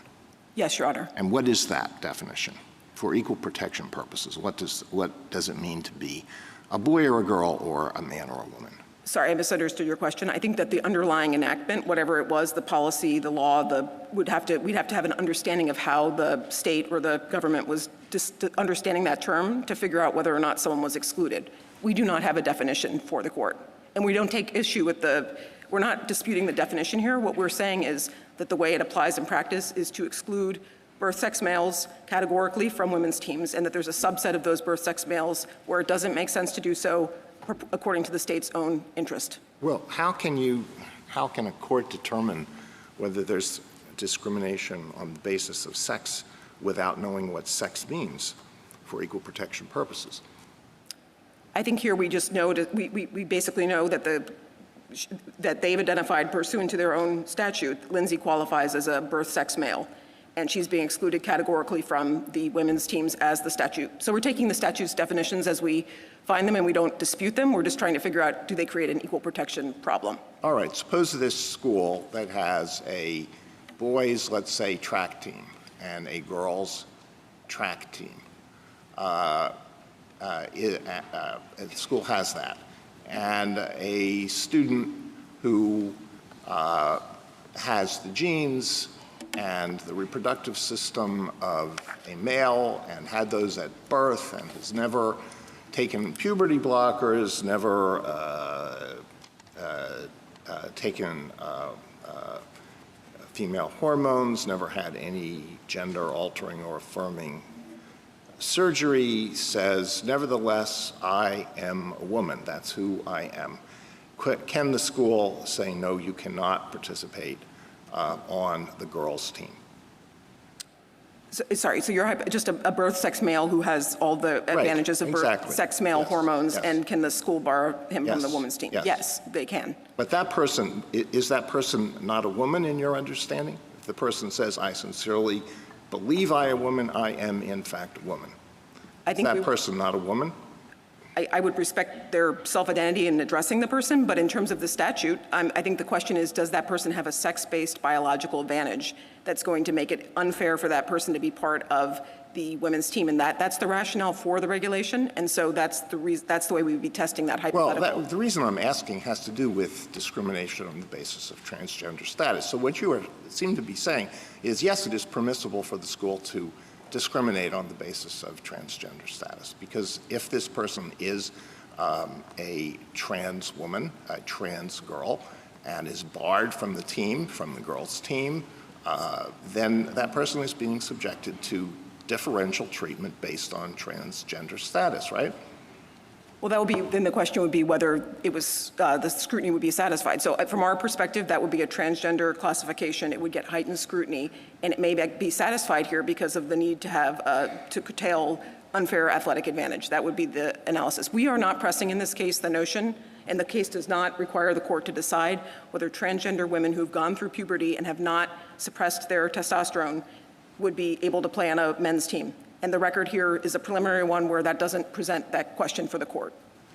When this does present a particular factual situation, and we have to decide that case, but looking to the broader issue that a lot of people are interested in, there are an awful lot of female athletes who are strongly opposed to participation by trans athletes in competitions with them.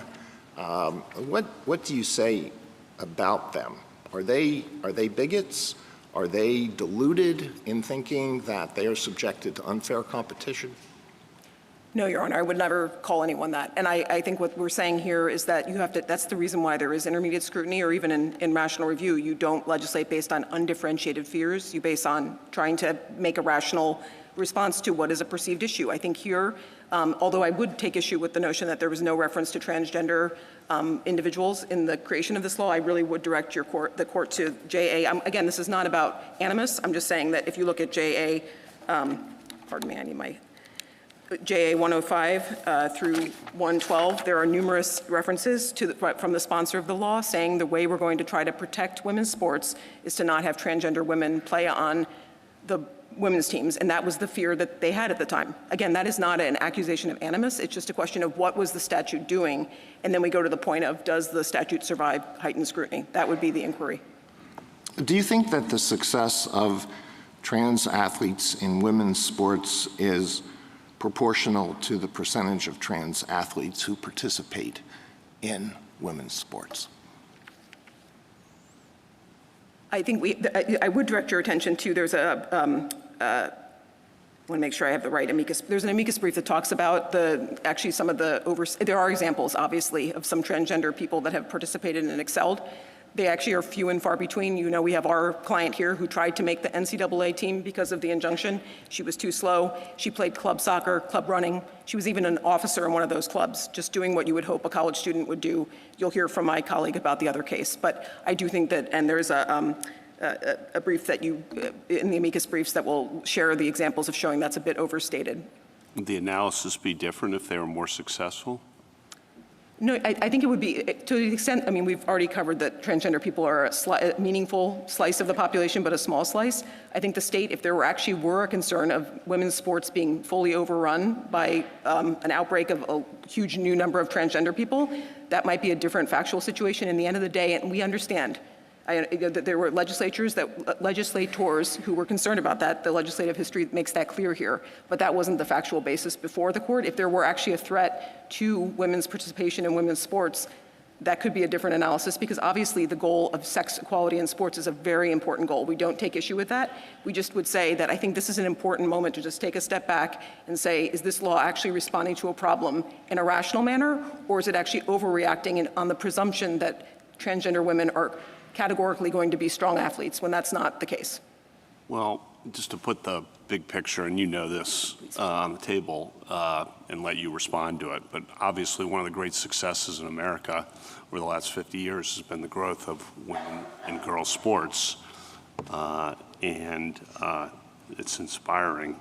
And there's some states in the federal government and the NCAA and the Olympic Committee, so these are a variety of groups who study this issue, think that allowing transgender women and girls to participate will undermine or reverse that amazing success and will create unfairness, because you said if large numbers, well, for the individual girl who does not make the team or doesn't get on the stand for the medal or doesn't make all league, there's a harm there.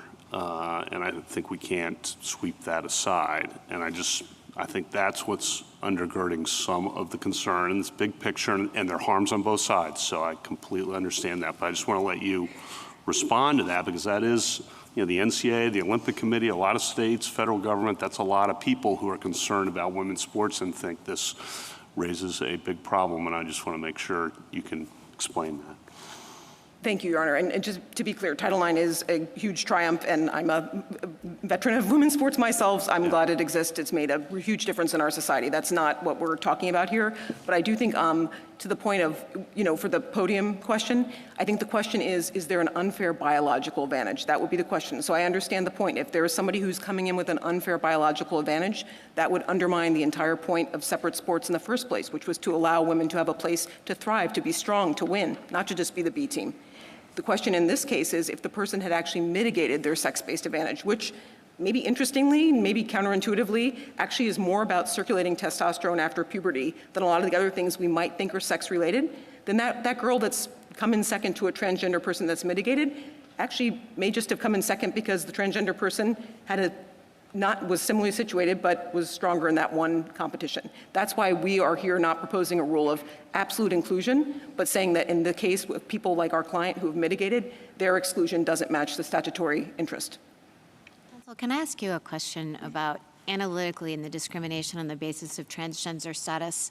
Since trans boys can play on boys' teams, how would we say that this discriminates on the basis of transgender status when its effect really only runs towards trans girls and not trans boys? We understand the point, and I think that might be relevant to for example, animus point, right? There were not a complete exclusion of transgender people, there was an exclusion of transgender women. But I think on that piece, this court has never required the whole class to actually be excluded to look at the cases to whether the exclusion of a subclass was. I'm talking about for triggering intermediate scrutiny if transgender status is a suspect class. Right, so like Craig B. Bourne, for example, that's the one about the men that couldn't get the 18 to 20-year-olds, right? That wasn't all men, it was a subset of men, and yet the court still viewed that as a sex classification subject to heightened scrutiny. And likewise here, even though it's just transgender women, in our view, that are being barred and not transgender men, that also would trigger heightened scrutiny. And I think there's the Rice v. Cayetano case from 2000. There's other examples of the court making clear that just because a subset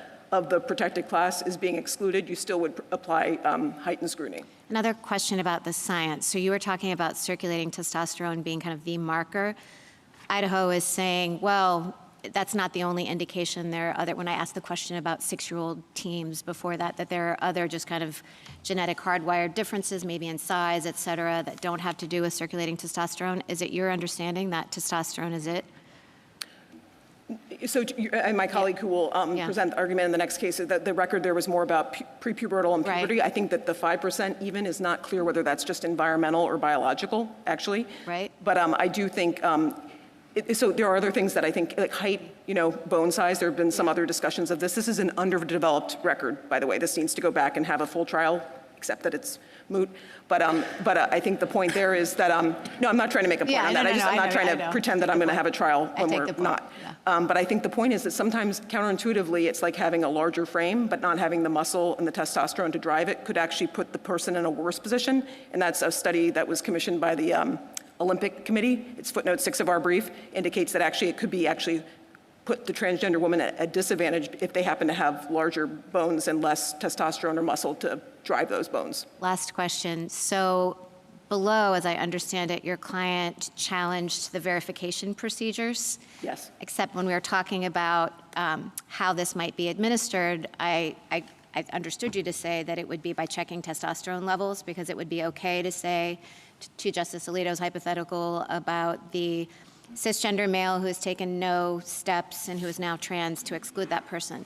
But would that be an invasion, would that be a violation itself, or too invasive to require someone to, and maybe not just once, but maybe to periodic testing to make sure that the circulating testosterone was low enough? Why wouldn't that be invasive?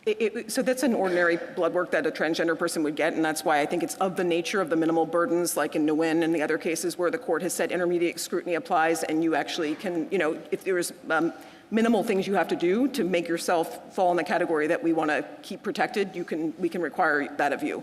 But didn't you challenge it? Well, that was different, actually, because the 3 things that you'd have to prove under the state's novel verification thing would have to be your genetic, your reproductive anatomy, which would require actually like a pelvic examination or examination of someone's, nude area.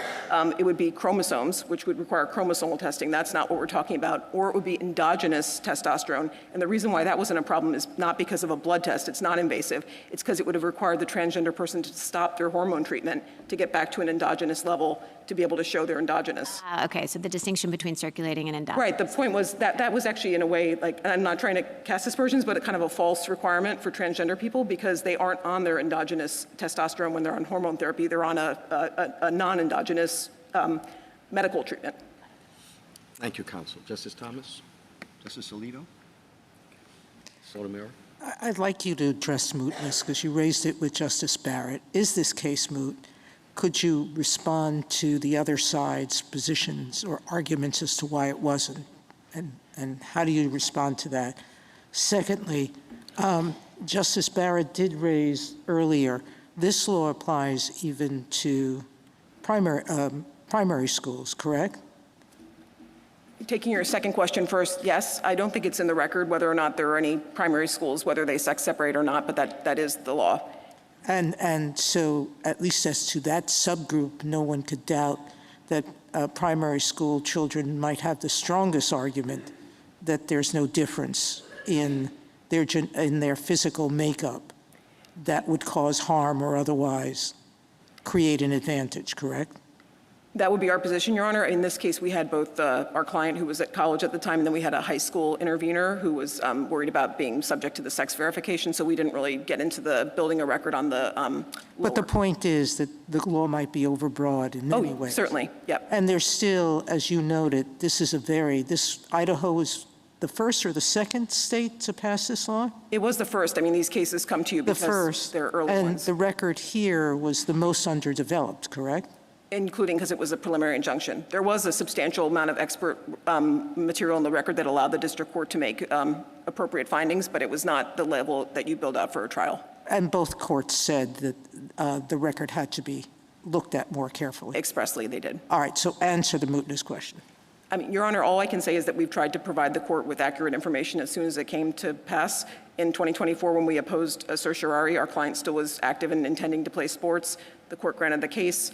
She was preparing for what she hopes is her final year of college. She was concerned about the increasing hostility and the visibility. I mean, we're here now, and that's okay. She understands she brought the case. But that was the basis for her trying to end her sports career. And it isn't contrary to what she said before. She did intend to play sports through college. Her college has taken a long time. She's now sworn she will never play sports that are covered again, and she won't do that even if she happens to somehow win this case. So that is just the truth. But whether the court believes it's moot, that's, we put the facts before you for you to decide. How about her graduating this year? There was a suggestion she might not.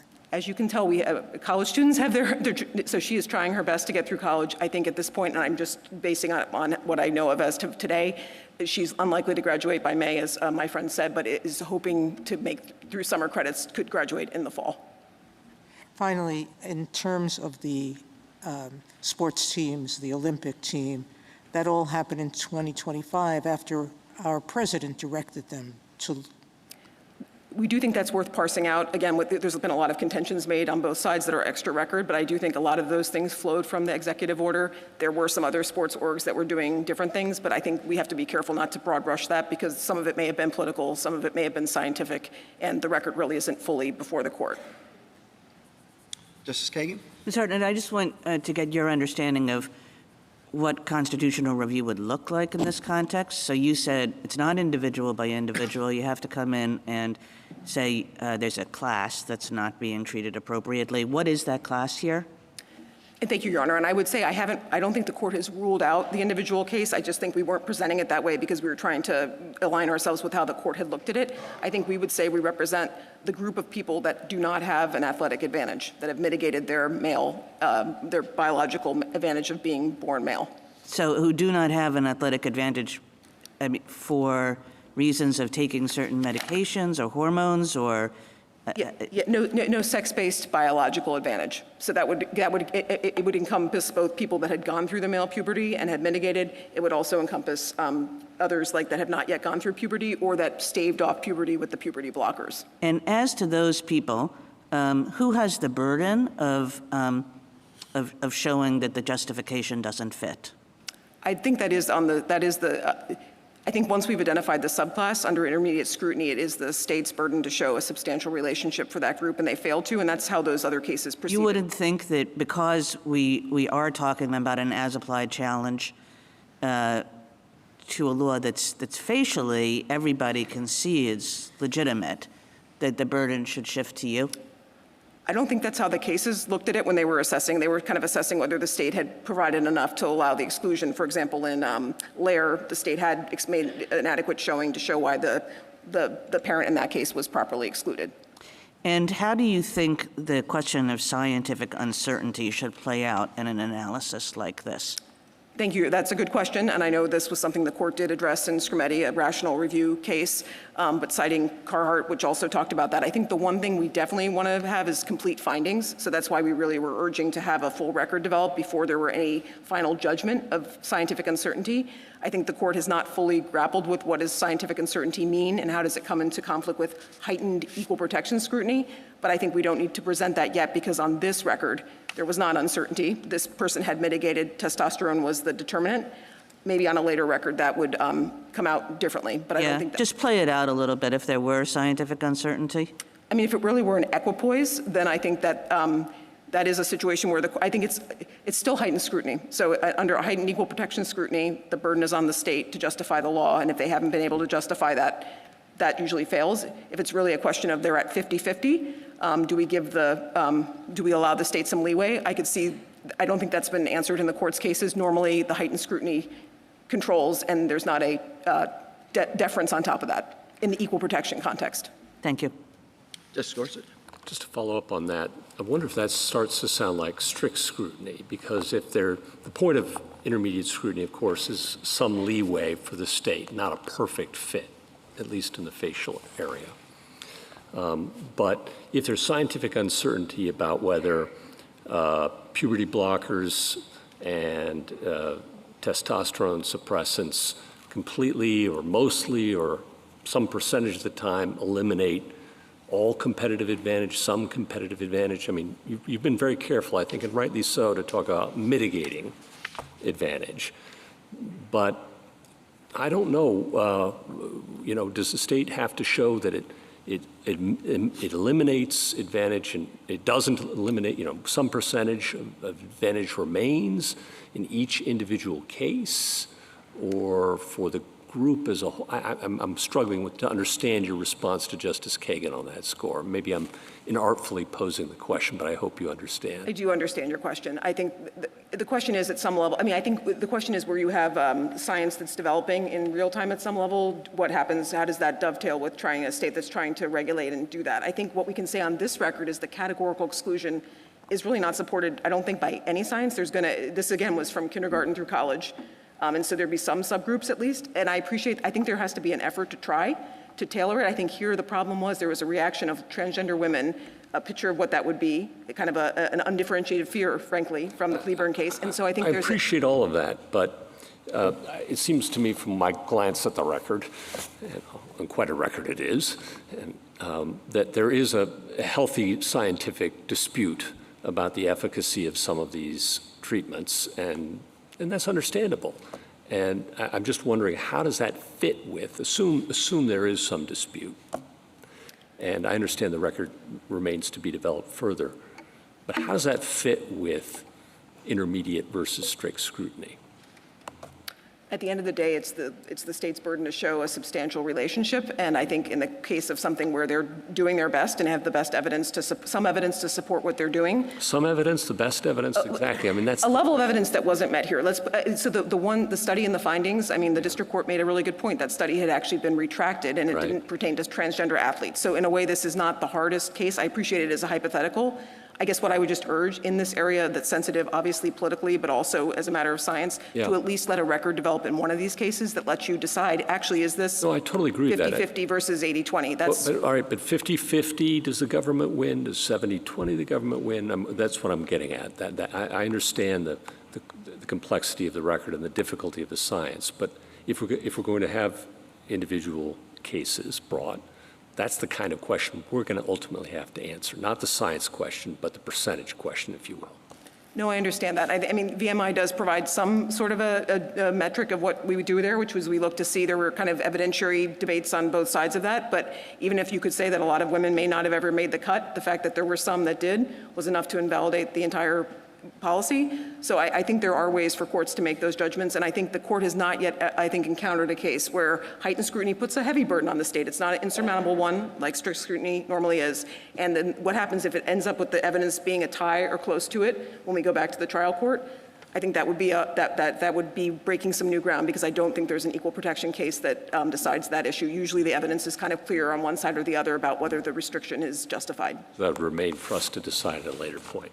I do think that's the most prudent, but definitely on a record that's more developed, because I think I think in the end of the day, it might end up being a surprise we don't know yet, but I think we have some good evidence that actually at the end of the day, being transgender woman, actually to the extent there are, and you've repressed your testosterone, you're at somewhat of a disadvantage in many ways because you have, again, this larger frame with weaker muscles and no testosterone. Thank you.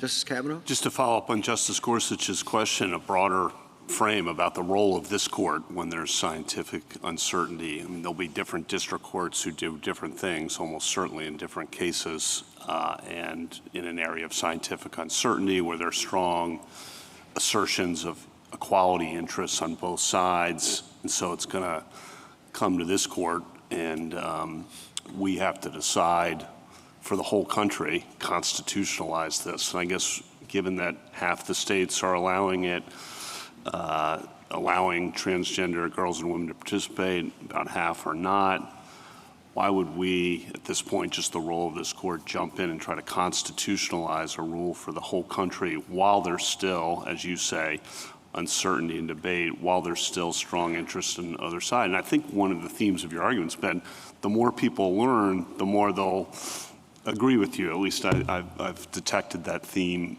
in your argument. So why would we get involved at this point, constitutionalize? I understand the question, Your Honor, and I do think that the Equal Protection Clause's demands have never been viewed as kind of a separate avenue from the legislative process. They can and do often coexist. And here, I think the point is we have two as-applied challenges to early laws. They have their unique cases in their own right. I don't think this court needs to set rules forever on this area. I think the most important thing would be to allow a record to develop, even in areas of controversy. And we look back at what you cited in Scrutiny, you cited Carhart. There were extensive findings. There also were findings in VMI. There were findings in Craig v. Boren. I'm learning things by reading these cases over again. There were findings in those cases. And so I think that at least before the court decides to either step back fully or to embrace its role here of providing the scrutiny that should be attended to groups when there's a worry that the democratic process isn't actually going to fairly respond to their concerns, I think the point, at least at a minimum, would be get a full record, which we don't have here. That would be my request. Thank you. Justice Barrett? Justice Jackson? Thank you, counsel. Rebuttal?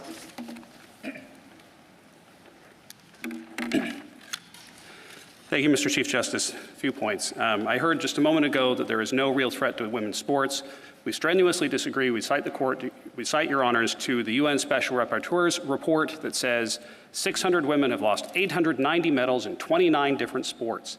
That's what we're talking about. It is a real threat. Medical transition does not reliably suppress all male athletic advantages. I'd cite Your Honors to our record in which our expert, Dr. Brown, shows the experience of one C.C. Telfer, an elite track athlete who underwent a medical transition and whose track times did not change. That is the story in many situations, and unless we can reliably distinguish between those situations and the situations which testosterone suppression does reliably eliminate the advantage, then we can't do that. We need a broader classification, and sex is the right one. And if it were merely politically motivated, I would add we wouldn't see this same rule being implemented by World Athletics, World Boxing, the NAIA, these different groups that were not influenced by recent politics, but came to these decisions after studies, after lengthy examination, and reached the same decision that Idaho has.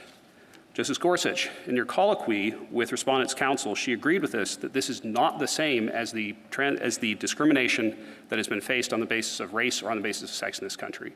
We agree it's not close to the discrimination that people have faced on the basis of race or sex in this country. That said, the court does not need to reach that answer here, because if there is no transgender status classification in Scrutiny, there certainly cannot be one in this case. In fact, as our briefs argue, the court can and should avoid all of these questions by applying rational basis review. Bottom line, sports are assigned by sex because sex is what matters in sports. It is the fairest and the safest and the most administrable way to assign sports teams. It's been widely accepted for many decades because it's necessary for fair competition, because where sports are concerned, men and women are obviously not the same. If Idaho can't enforce a sex-based line here in sports, where nobody disputes that biological differences matter, then no line based on biological sex can survive constitutional scrutiny. The court should uphold the Fairness in Women's Sports Act and reverse. Thank you, counsel. The case is submitted.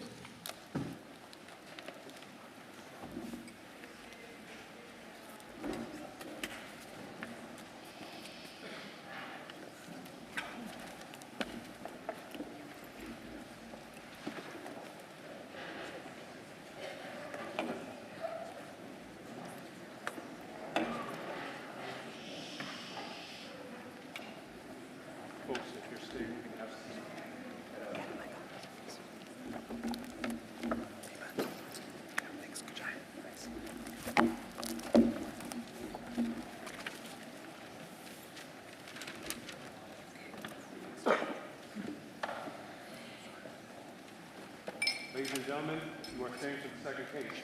Please remain in your seats.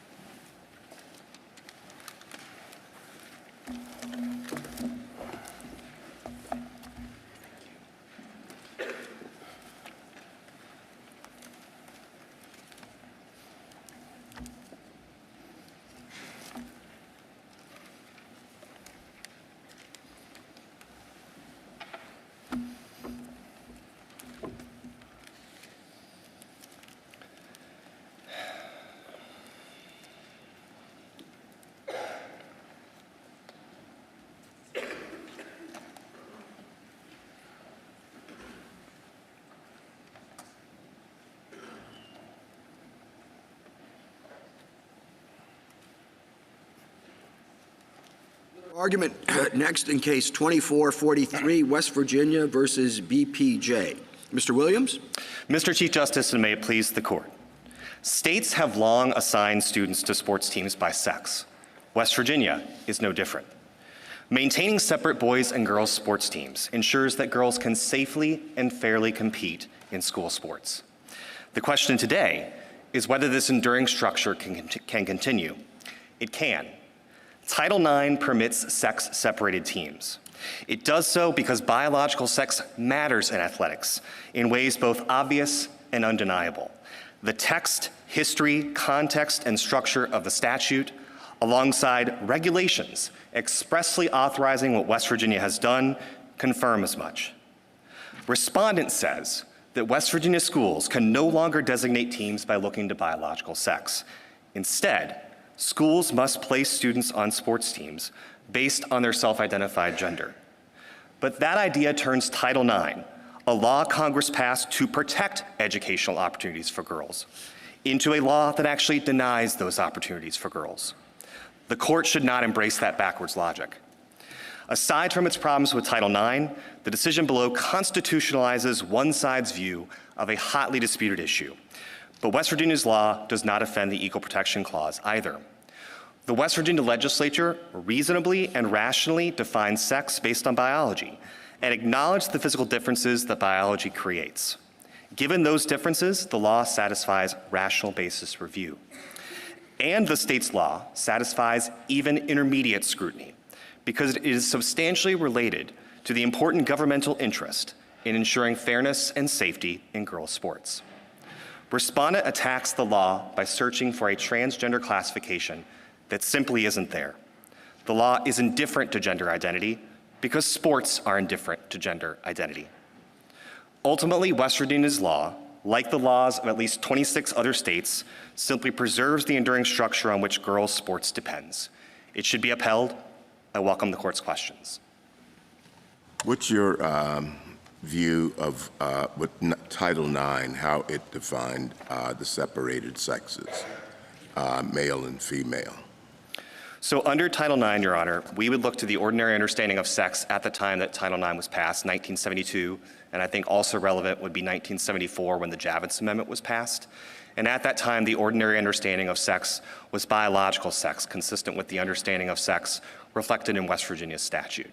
I think that's also consistent, frankly, with this court's own understanding of sex and some of its own cases like Frontiera, where it likewise focused on things like reproductive function.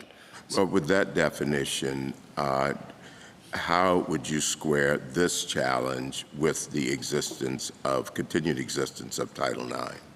So I think this challenge fails under Title IX, and in fact, it amounts to a backdoor attack on Title IX, in the sense that Title IX itself contemplates sex distinctions, and express regulations specifically applying to the context of athletics expressly contemplate the distinctions between sex of male and female sports teams. In interpreting this definition, would it make a difference, or does it make a difference that this is a spending clause statute? I think it absolutely does, Your Honor. Obviously, in the spending clause context, as this court has somewhat recently reminded lower courts, it's important for Congress to speak with an even clearer voice because of the contractual nature of the conditions that are imposed. States like West Virginia have to understand exactly the obligations that they're assuming in the context of a spending clause analysis. And so it amounts to effectively a canon of construction that requires that clearer statement in order for the condition to attach. I would have thought that's an interesting argument, that this is spending clause legislation in Title IX, and Congress has to speak with a particularly clear voice, and whatever it's said here isn't clear enough. You didn't raise that argument. And there's an argument from your friend on the other side that you waived the argument, or forfeited it at least. Right. And it sure isn't the lead argument in your brief. Help me out. Why? So we, of course, start with the plain text of the statute, Your Honor, as this court has told us to do several times. Yeah, well, I might start with the constitutional authority under which that statute was adopted, counsel. I think that's equally compelling authority for our understanding of the equally compelling, the Constitution equal? Perhaps greater compelling I would have authority. thought, yeah. West Virginia, as you know, I think why isn't it in your brief? West Virginia is maybe uniquely a fan of clear statement rules, as Your Honor might know from past cases. But in the spending clause context, I think it is, in fact, the case that your court has repeatedly stressed that Congress has to speak with that exception. I know what we've said. I'm wondering about what you didn't say. So I think if you're looking at the way that West Virginia has characterized it, certainly we have made that argument and presented that argument to this court. I'd refer you to the topside brief. It's clear and centered under a clear heading. As I think what their suggestion is from the other side is that we didn't clearly enough raise that argument below. We would take issue with that characterization. There was obviously binding contrary authority in the Fourth Circuit. And so I think strategically we decided not to make that the front and center argument because we understood that was dead on arrival in that particular court. But that's not to say that we waived the issue by any means. It's a canon of construction that continues to assist this court in its application of the text of the statute. But counsel, can I just ask you about this, though? Have we ever applied the spending clause's notice requirement outside of the damages context? Because here we're not talking about a situation in which BPG is seeking damages, and I thought that was sort of a crux of the spending clause analysis. I will concede, Your Honor, that many of the cases that talk about this rise in the context of, or maybe even all of the cases rise in the context. I'll concede as much, yes, Your Honor. But I don't think the court has ever suggested that the specific request for damages is the reason for its analysis. And I think that actually would be inconsistent. But we would be having to address that, I guess, and extend it in this context if we were to take a spending clause tack. I would respectfully disagree, Your Honor. I would say that just because the court hasn't done so before doesn't mean it's an extension per se. I think that what the court has said is that you view the language of these statutes as effectively contractual agreements. And I think that that same sort of contractual logic applies whether you're asking the state to pay out damages or whether you're asking it to take specific action under compulsion of that. Who is the contract between here? And I thought the regulated party needs to know what it's agreeing to so it can consent. But here the regulated party is the schools, and it's the state that's coming in. So I'm just trying to understand how the spending clause analysis works in this context. So I think the state is certainly one party that does receive federal educational funds, but it's also the many other petitioners that stand before you, including the county school board and the state school board, are also petitioners in this case. I think there would certainly be if anybody, we're clearly bound by the conditions of Title IX. So it would map on. I mean, I guess I'm worried that this Right. might actually implicate the question that we didn't resolve in Moyle, and so we'd have to kind of figure that out, because it seems like it's a different set of facts than the typical spending clause application. I think, if anything, Your Honor, this is maybe easier than your typical spending clause analysis, because you've got everybody from the state all the way down to the local county school board. Anybody and everybody who's involved in this case is a party to this action. In fact, you resolved a petition for cert from the Athletics Commission saying we're not actually a state actor, and the Fourth Circuit saw things quite differently. So I think there's really no concern in this case that you have an absent actor problem when it comes to the spending clause analysis. And ultimately, of course, if it's just a canon of construction, if you're looking for a clear statement, then I think it would apply regardless of the particular party who might be in front of you, because the statute applies across the board. You know, the regulated party is going to be affected regardless of whether they happen to be in front of you in the given case. Can I ask you I'm sorry. I presume that if it's statutory construction, a canon of statutory construction, it's hard to say you can waive that? It's very hard to say you can waive that, Your Honor, yes. I just wanted to ask if, on your understanding of Title IX, you could have separated by sex classrooms in biology or math based on some evidence that you have that say men are better at math and science. What are the limits to your Title IX theory? So I think your instinct there in part arises from the fact that we're skeptical of any notion that there are inherent differences. So I want to kind of acknowledge the real reality of this. Well, your whole position in this case depends on there being inherent differences, right? It does, and I think that that's exactly why discrimination in the Title IX context, where it acknowledges merely inherent biological differences, that's not discrimination, that's a distinction. And I think that's consistent with this court's longstanding understanding of what discrimination means. It looks to differential treatment of similarly situated individuals. So even in a case like North Haven, you're talking about differential treatment of similarly situated individuals.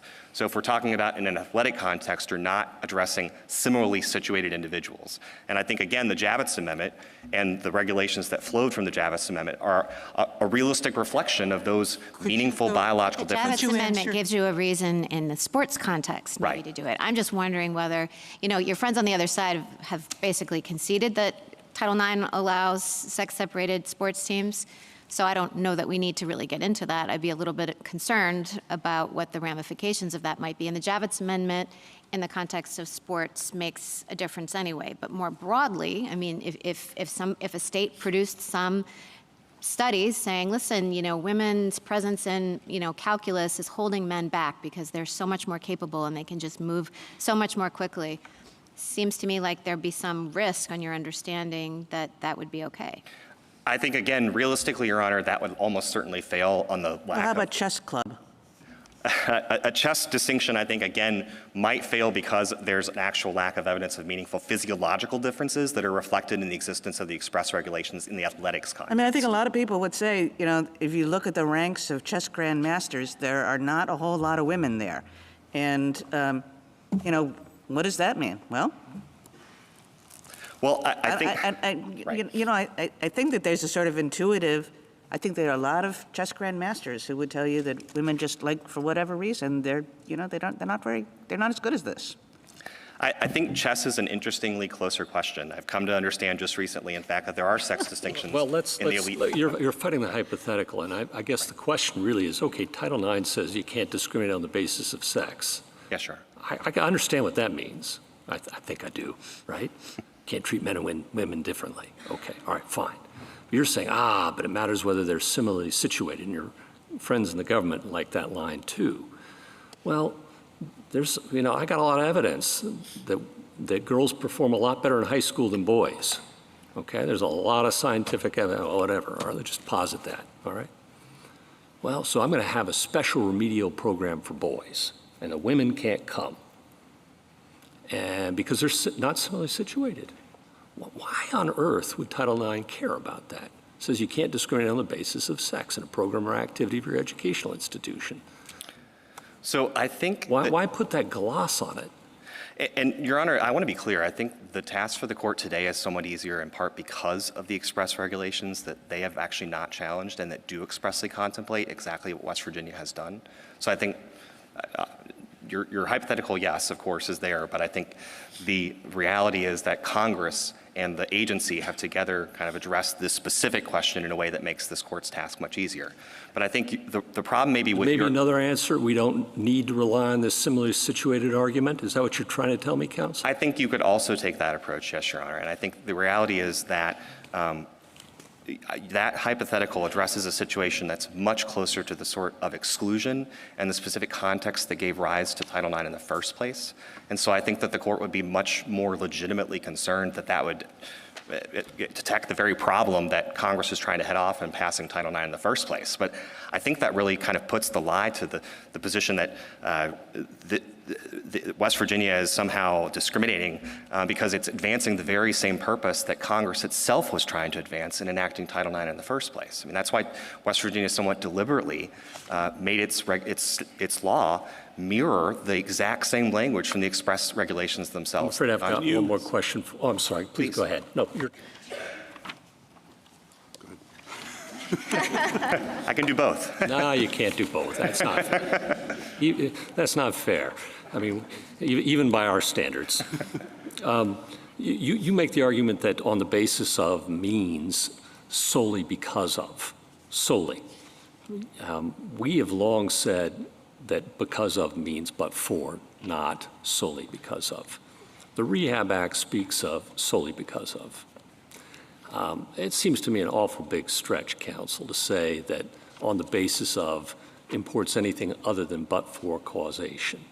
And, you know, Comcast is against you there. And I just wonder why you put your eggs in that basket. So 3 answers, Your Honor. And by the way, isn't the distinction here solely because of sex anyway? Well, let me take each of those in turn, or I'll try. I don't think that the case turns on the court accepting the idea that it's solely on the basis of sex. So I think you could stop. That's a sufficient answer right there. Fair enough. Thank you. Your turn. Thank you. Can you explain the relevance and significance of the Javitz Amendment to distinguishing sports from all these other hypotheticals? So I think the relevance and significance is Your Honors are faced with a unique set of regulations in that Congress was directly and intimately involved in both the instigation of the regulation in 1974 and then sort of— And in that law referred to the nature of particular sports, right? It did. So what they said was, we want you, the agency, Hugh, to go ahead and implement Title IX writ large, and they call that one specific problem that I think arose on the floor about whether Title IX applies to intercollegiate athletics, in particular intercollegiate athletics. And I would say— And that's been extended to high school by the regulations. But ruling for you on sports does not open the door, in my view, given the Javitz Amendment, to the chess club necessarily. That could be separately analyzed, but it doesn't follow from a law that says sports. That's exactly right, and that's exactly why we were trying to make your job easier in the sense that we took the language expressly from the regulations and mapped it over under our own statute. So there's really no debate. If it's outside the context of Title IX, it's outside the context of our statute. So at that point, the court's analysis is done. But I think when you have a regulatory scheme where Congress was specifically involved, in fact, undertook a review, then that's exactly the sort of regulation that even in a post-Loper Bright world continues to have importance because it's long-standing, continuous, contemporaneously issued, all those sorts of check boxes that this court, under a Skidmore framework, continues to place substantial weight on. So I think that makes the court's task relatively straightforward. And what about Bostock? No. You want to deal with Bostock? I think— So I guess it depends on the way in which you mean it. Does it deal in Bostock? If an employer said we're going to fire all the transgender women, that'd be a violation. If a school says we're not going to allow the transgender women to play sports, you say that's not a violation. Both statutes use the term sex. Can you explain?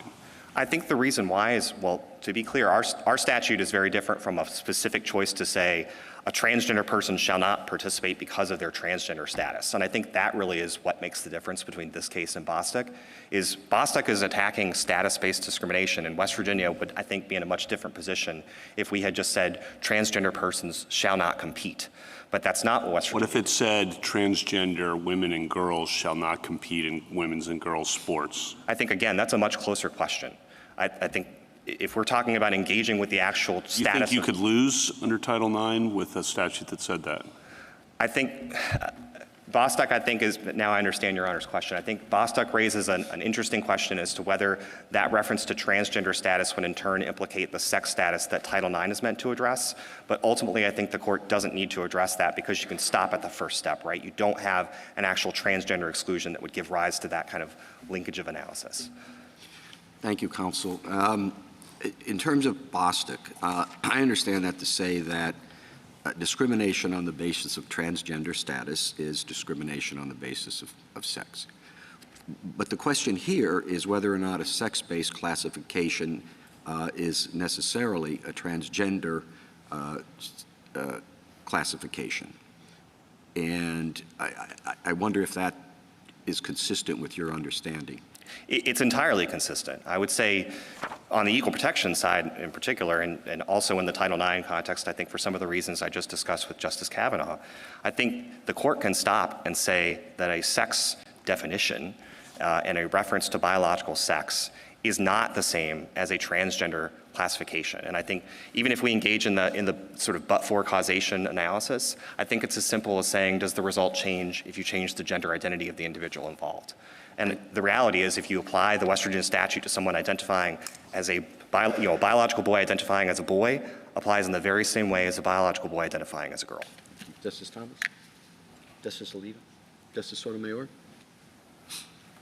I find it strange that the district court and the court below did find a Title IX violation, but not an equal protection violation, and remanded for the equal protection violation.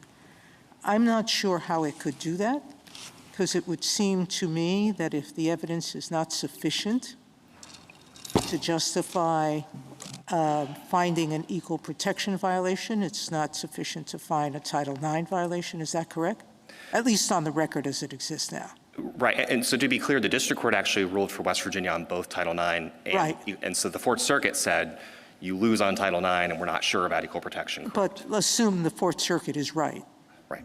Well, so in answer to your question, I think that doesn't make sense. And I think the reason why it doesn't make sense is because the Fourth Circuit effectively stripped out what they said is Title IX doesn't leave room for any kind of justification or any kind of analysis of what the reasons might have been for the state's action. And I think respectfully, particularly when you look at the regulations themselves, that actually does contemplate exactly that sort of analysis. I agree with you on the regulations. Right. And so could you not have a Title IX violation but still have, let's assume, and I know you're going to fight the factual premise. I'll try to embrace it, Your Honor. All right, embrace it.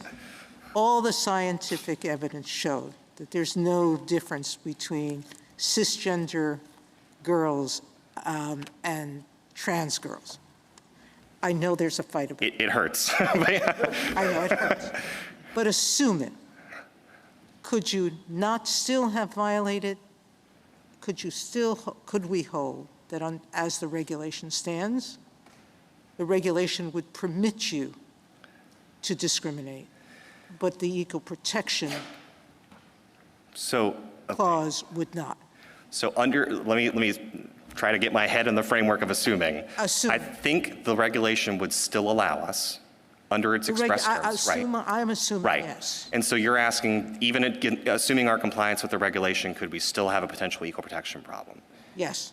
In that world, I think we would still be fine under the equal protection analysis, frankly, for some of the reasons that you heard from the solicitor earlier today, where it's because even if you assume the heightened level of scrutiny, let's assume that we're in intermediate scrutiny world, it's still a reasonable fit. It's not a perfect fit. Then we're back to that. Exactly. And right.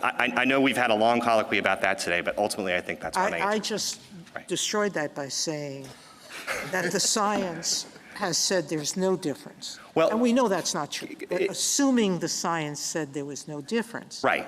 How could you ever say it's reasonable? So I'm assuming a world in which there's no difference between.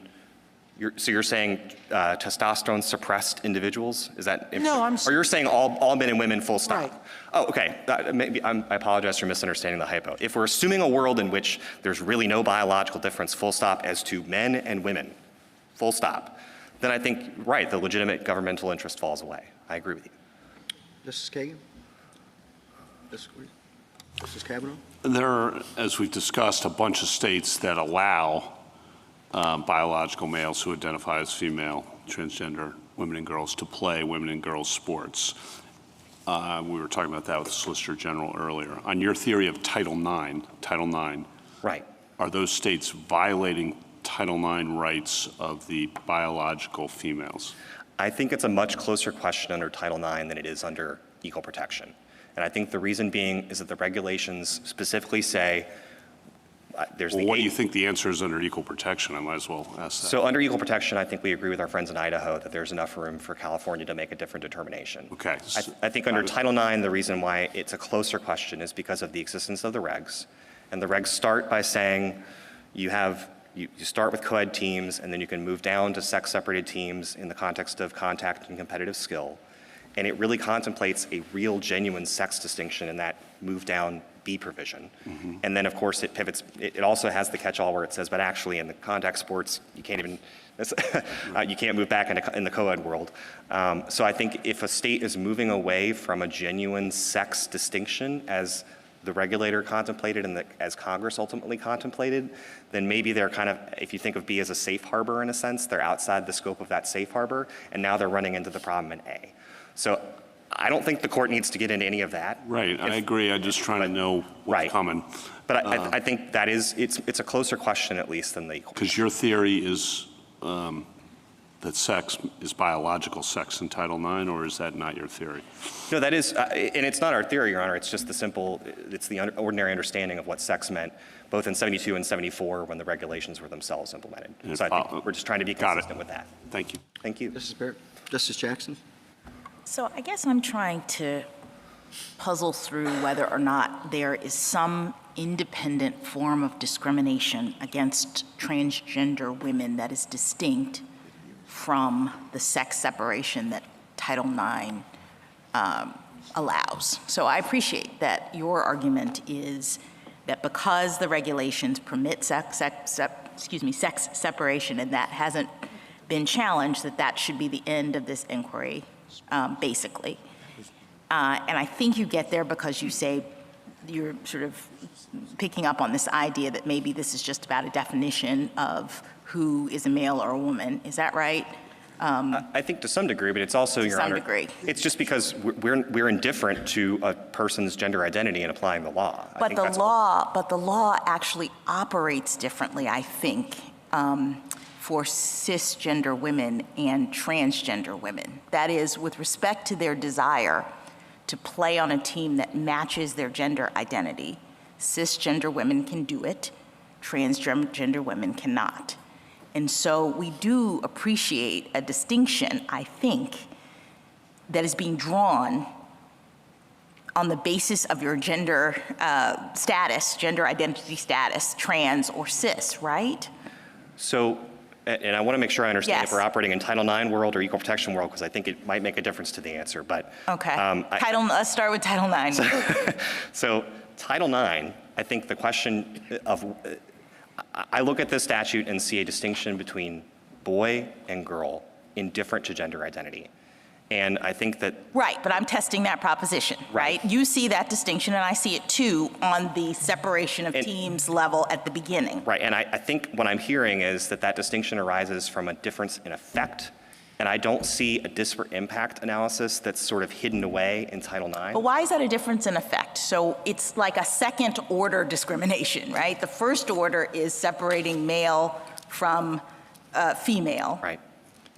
The second order is separating transgender women from cisgender women, right? Respectfully, I would disagree, No. Your Honor. The reason why is just because I think anytime you have a classification, you could divide it into subclassifications, and I don't think that then becomes, like, the law in the same way applies to brown-haired biological girls and blonde-headed biological girls. I understand, but I don't think you can get, based on hair color. I'm not sure, and maybe this is switching to the equal protection, I don't think you can get out of the implications of making a classification by setting it up as a definition, you know, as a subclass. And so we've already okayed the classification because it's really all about classification. You can't distinguish in that way, right? Well, I think what the court said on the equal protection side is you look at the facial classification, and I think here it's effectively unconceded that the facial classification is between boy and girl. And I think at that point, if maybe you have a situation where you think that the classification is somehow a proxy for some sort of secret secondary classification, but I don't hear them suggesting that. The definition implicates another division. So here's an example. So suppose that we have Title IX exempting, and I think it does this, certain religious institutions from its requirements. And let's say Title IX then went on to define, this is in my hypothetical, religious institutions to include only those institutions that proselytize. I mean, is that a classification problem or a definition problem? I would say it would be a classification problem, and you'd still have to apply all of the heightened scrutiny just because, they're defining religious institutions in a certain way. Similarly here, you have the overarching classification, everybody has to be, play on the team that is the same as their sex at birth. But then you have a gender identity definition that is operating within that, meaning a distinction, meaning that for cisgender girls, they can play consistent with their gender identity. For transgender girls, they can't. So I think that, okay, so as to the part about your ability to pass over from boy to girl, yes, you can go from one way but not the other. I want to be clear that BPJ is not challenging that specific classification. I think that's important to start with. But I think, if anything, that's useful evidence as to the lack of a transgender-based discrimination, because if the legislature were just sort of unsettled by the notion of transgender athletes, I think the answer would have been to then bar them from passing over in any way consistent with their gender. I appreciate that. I guess I was getting at the what I understood the Chief Justice to be trying to discuss, which was this notion that this is really just about the definition of we accept that you can separate boys and girls, and we are now looking at the definition of a girl, and we're saying only people who were girl assigned at birth qualify. And there is authority cited in our brief. This court, I don't think, has ever phrased it quite as in the way of this definitional framing that we're talking about right now, but certainly cases like Jana Rock in the Second Circuit do approach it from this sort of definitional framing, and they say that if you effectively concede that there's an initial ability to draw a classification, then that suffices to satisfy the intermediate scrutiny question. But then past that, the definitional question is evaluated through rational basis review, and that's Jana Rock. I recognize this court has never gone as far as that, but I don't think the court needs to go as far as that, because, again, I think the way that you would do the analysis is to start by looking to the face of the statute, and if the face of the statute is engaged in a conceded boy-girl sex classification is conceded to be legitimate, then at that point, you kind of know which world you're operating in. Thank you. Thank you. Thank you, counsel.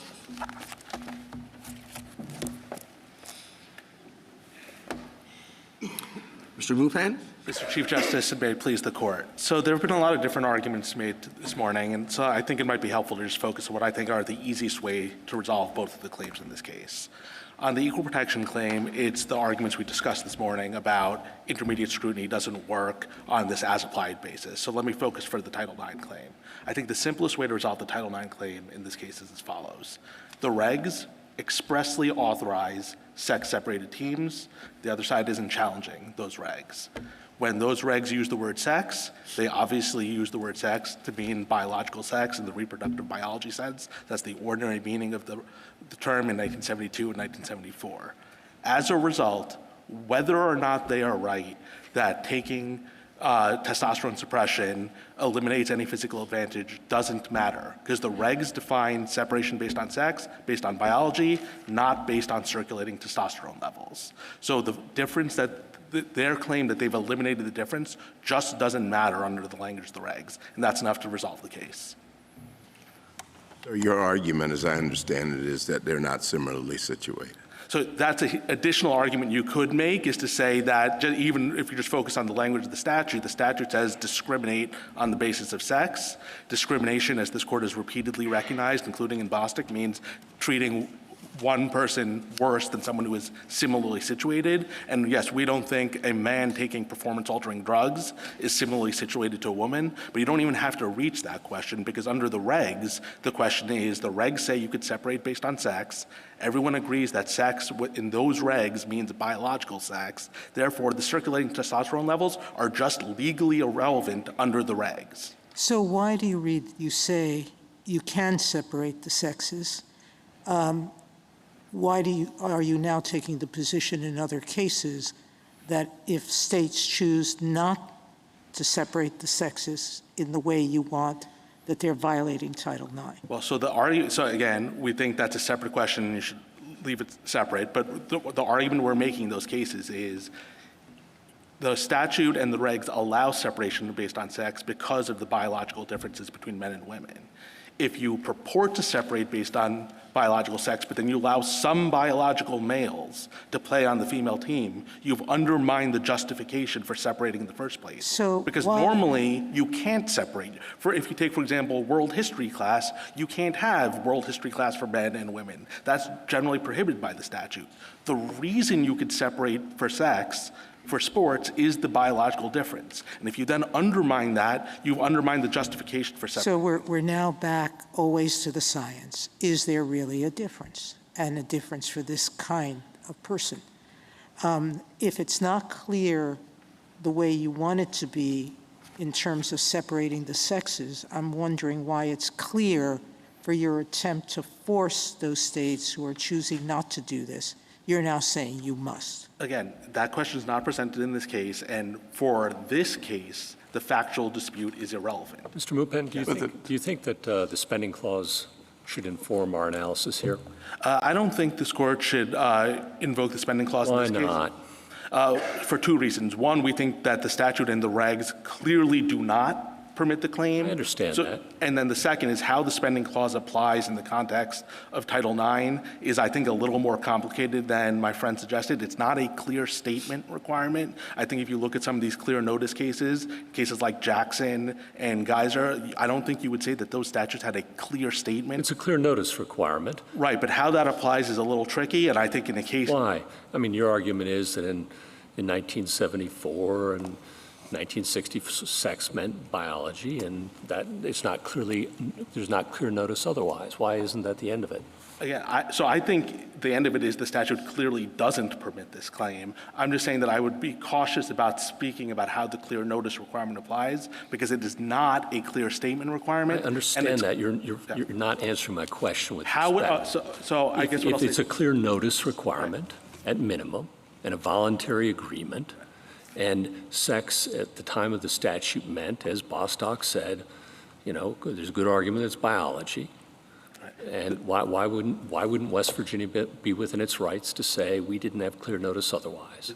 The scope of the clear notice requirement is a tricky question. If you look at this court's cases, I suspect— What's tricky about that? I suspect Your Honor would think a lot of the cases where this court has found Title IX to apply, you would think there's not clear notice. All right. And so I think it's a tricky issue, and I think it's a case that should be briefed, and I don't think it's an issue you need to solve in this case. And then on the statute itself, it speaks of discrimination in program or activity, and in Davis we explained that requires kind of a look at the whole of the institution because the definition of program activity is the whole institution.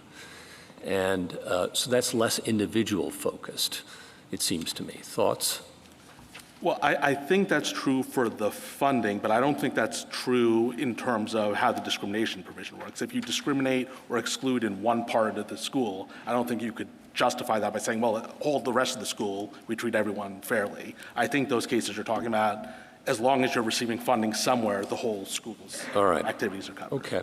And so it really boils down to the living accommodations provision, which Congress anticipated there would be sex-separated living accommodations being permissible, the Javitz Amendment, and then the regulations that are long-standing and then therefore are entitled to some serious consideration. Well, no. So, Your Honor asked why we run the similarly situated argument. take, for example... Don't bring that back up. Well, locker rooms and showers aren't covered by any of the things you just identified. Not the living facilities provision, not the Javitz Amendment. None of those things covered locker rooms and showers. So unless you use a similarly situated requirement, you would have to say that Title IX bans single-sex locker rooms and showers. Okay, all right. If that's your view, then let's talk about the similarly situated. I guess I have to.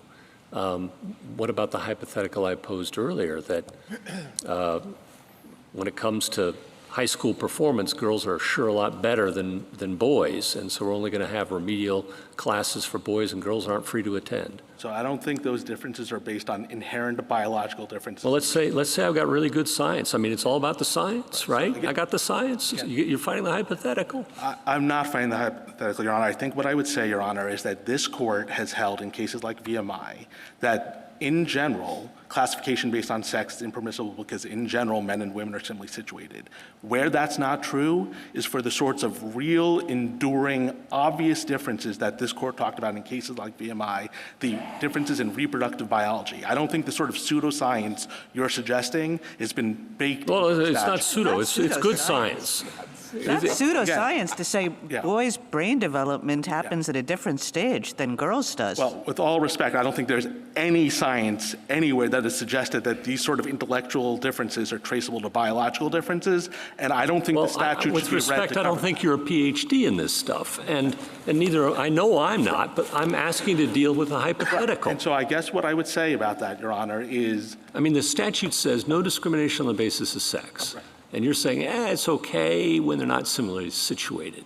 And I'm giving you, you're worried about locker rooms, right. Great, I appreciate that.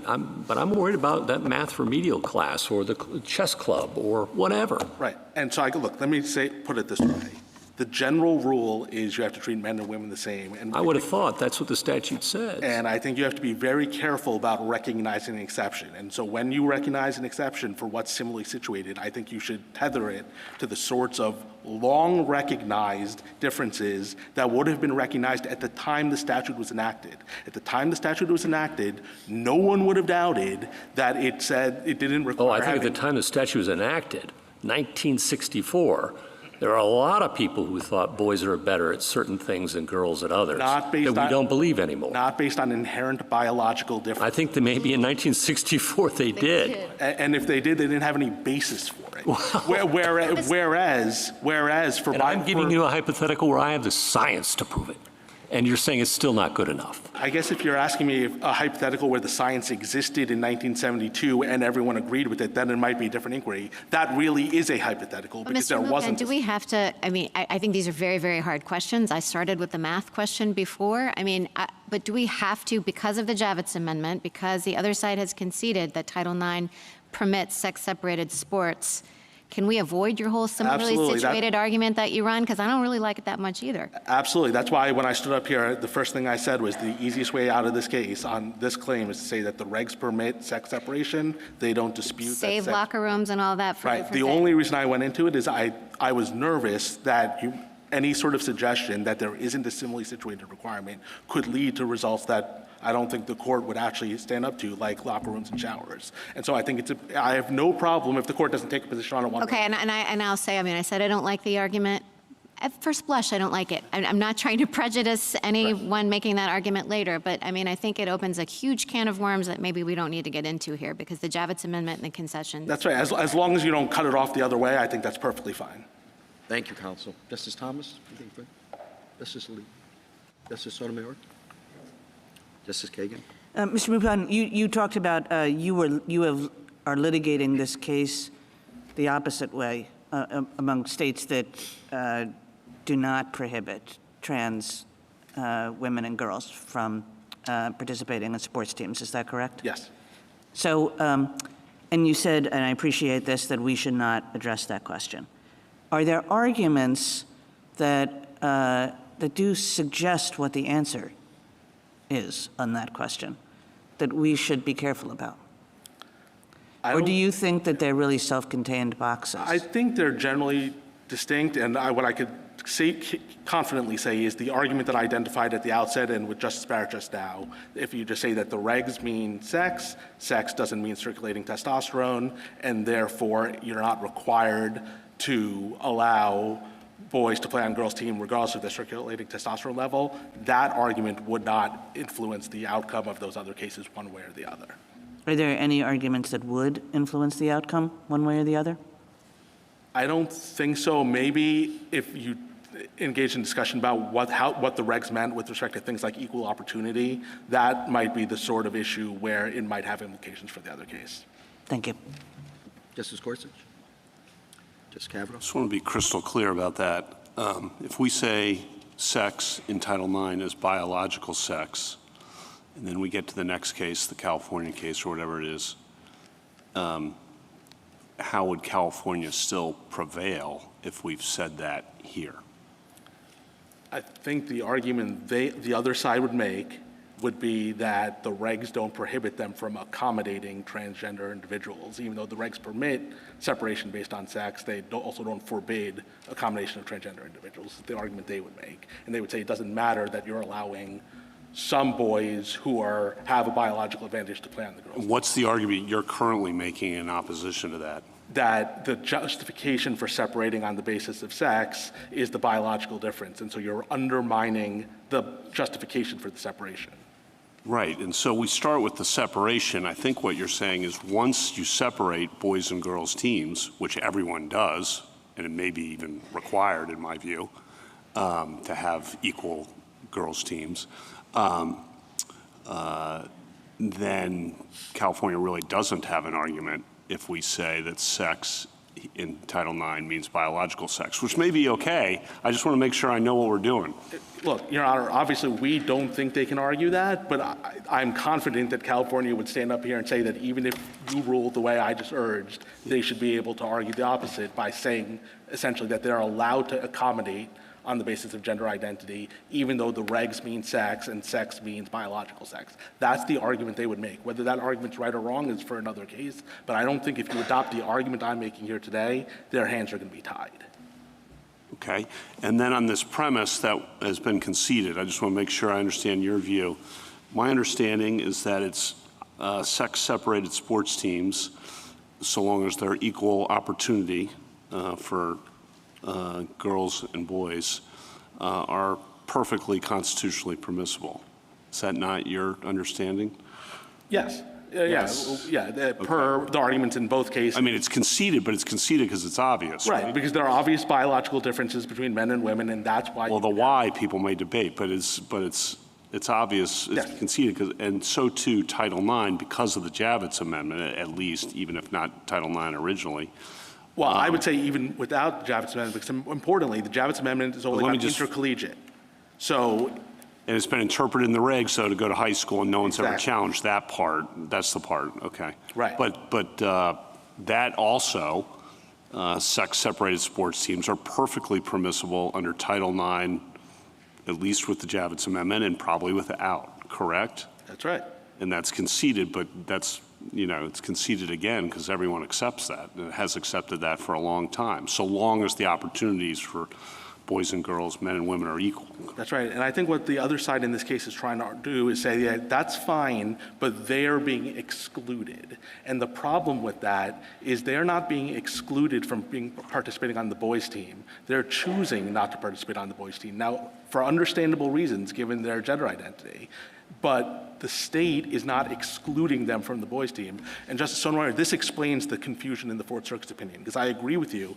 It is very strange that the Fourth Circuit Okay, we got to go back. Sorry. You can, finish that off. Sorry. The reason why the Fourth Circuit found that there was a viable Title IX claim, even though they said that there was a factual dispute, is because they bought into this notion that because the transgender boy doesn't want to play on the girls' team, doesn't want to play on the boys' team and can't play on the girls' team, they're excluded. That's true even if they have a physical advantage. And so the court said, we don't care about the physical advantage, it's still a Title IX violation. And that's clearly wrong. That's a misinterpretation of the statute. And the error in it is that they're not being excluded from the boys' team, they're choosing not to participate on the boys' team. Sorry, one more. Bostock does not control here because, fill in the blank. Because the law doesn't classify on the basis of transgender status, it classifies on the basis of sex, biological sex. Just like in Remedies, the law there classified on the basis of age and medical treatment. Here, the law classifies on the basis of biological sex. The person's gender identity is wholly irrelevant to how the law applies. Thank you. Justice Barrett?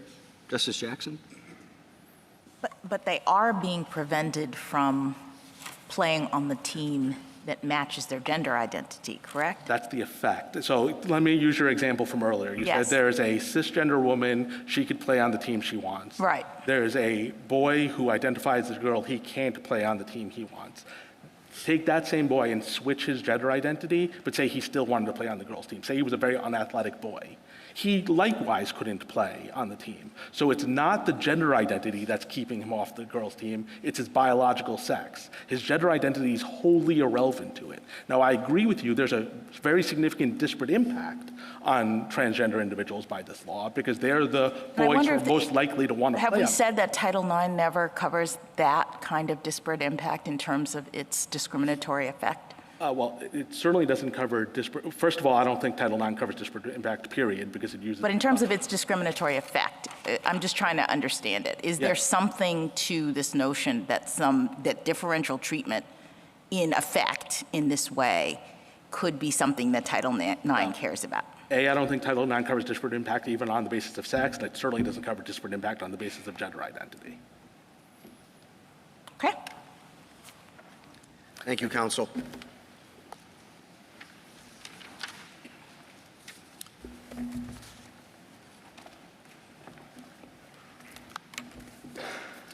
Mr. Block?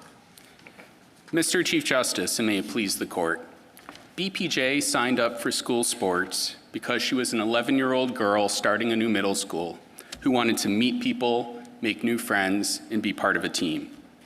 West Virginia argues that to protect these opportunities for cisgender girls, it has to deny them to BPJ. But Title IX and the Equal Protection Clause protect everyone, and if the evidence shows there are no relevant physiological differences between BPJ and other girls, then there's no basis to exclude her. In thinking through the Title IX claim in particular, it's important to distinguish between how Title IX operates as a general matter and how it operates outside the context of athletics. And I'm glad that we're doing that this morning. Instead of focusing on athletics, West Virginia argues more generally that this court's reasoning in Bostock does not apply to Title IX. To distinguish Title VII from Title IX, West Virginia argues that Title IX protects groups instead of individuals and applies only when sex is the sole cause of adverse treatment. That approach takes a wrecking ball to the text of Title IX and the structure of this court's anti-discrimination precedents. It would dilute Title IX's protections for everyone, not just transgender students and not just in the context of sports. West Virginia's law treats BPJ differently from other girls on the basis of sex, and it treats her worse in a way that harms her. Outside the context of athletics, that's all BPJ would need to establish a Title IX violation.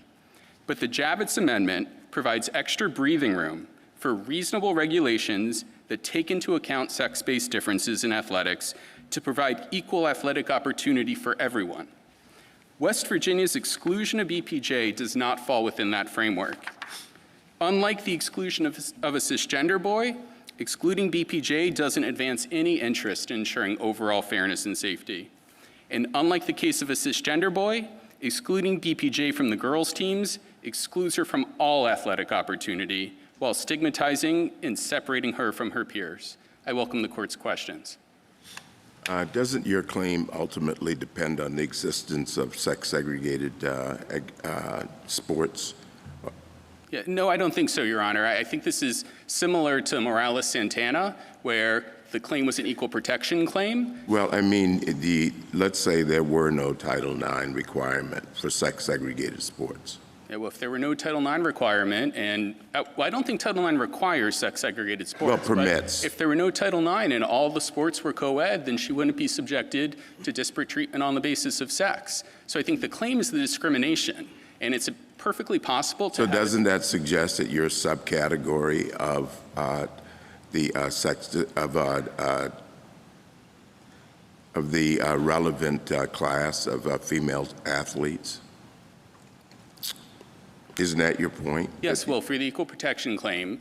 Well, but you're not. My point is that you're challenging a category that does not exist in the statute, but is dependent upon the existence of a category in the statute that you're not challenging. Well, I wouldn't put it that way. I would put it the way as there's a classification that we think is valid as applied to most people, but is invalid as applied to a discrete subset of those people. But I don't think the success of that equal protection claim hinges as an a priori matter on the existence of girls' teams. There are lots of ways to remedy an equal protection violation. But I think, given the way you phrased it, the question becomes a little different, because what it seems to me you have to establish is the basis for requiring an exception to the classification. You're not challenging the idea of having boys and girls separate sports. You're saying that you cannot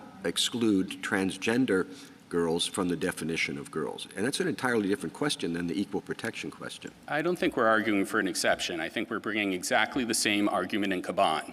In Caban, the plaintiff wasn't saying, this is valid for everyone, but I want an exception from it. In Caban, the plaintiff was saying, this is valid for other fathers, but it's not valid as applies to me. So I just think it's an as-applied equal protection claim. I understand the court might decide those claims don't exist, but I don't think it's a claim asking for an exception. It's a claim saying it's as applied to them, it's okay, as applied to me, it's not.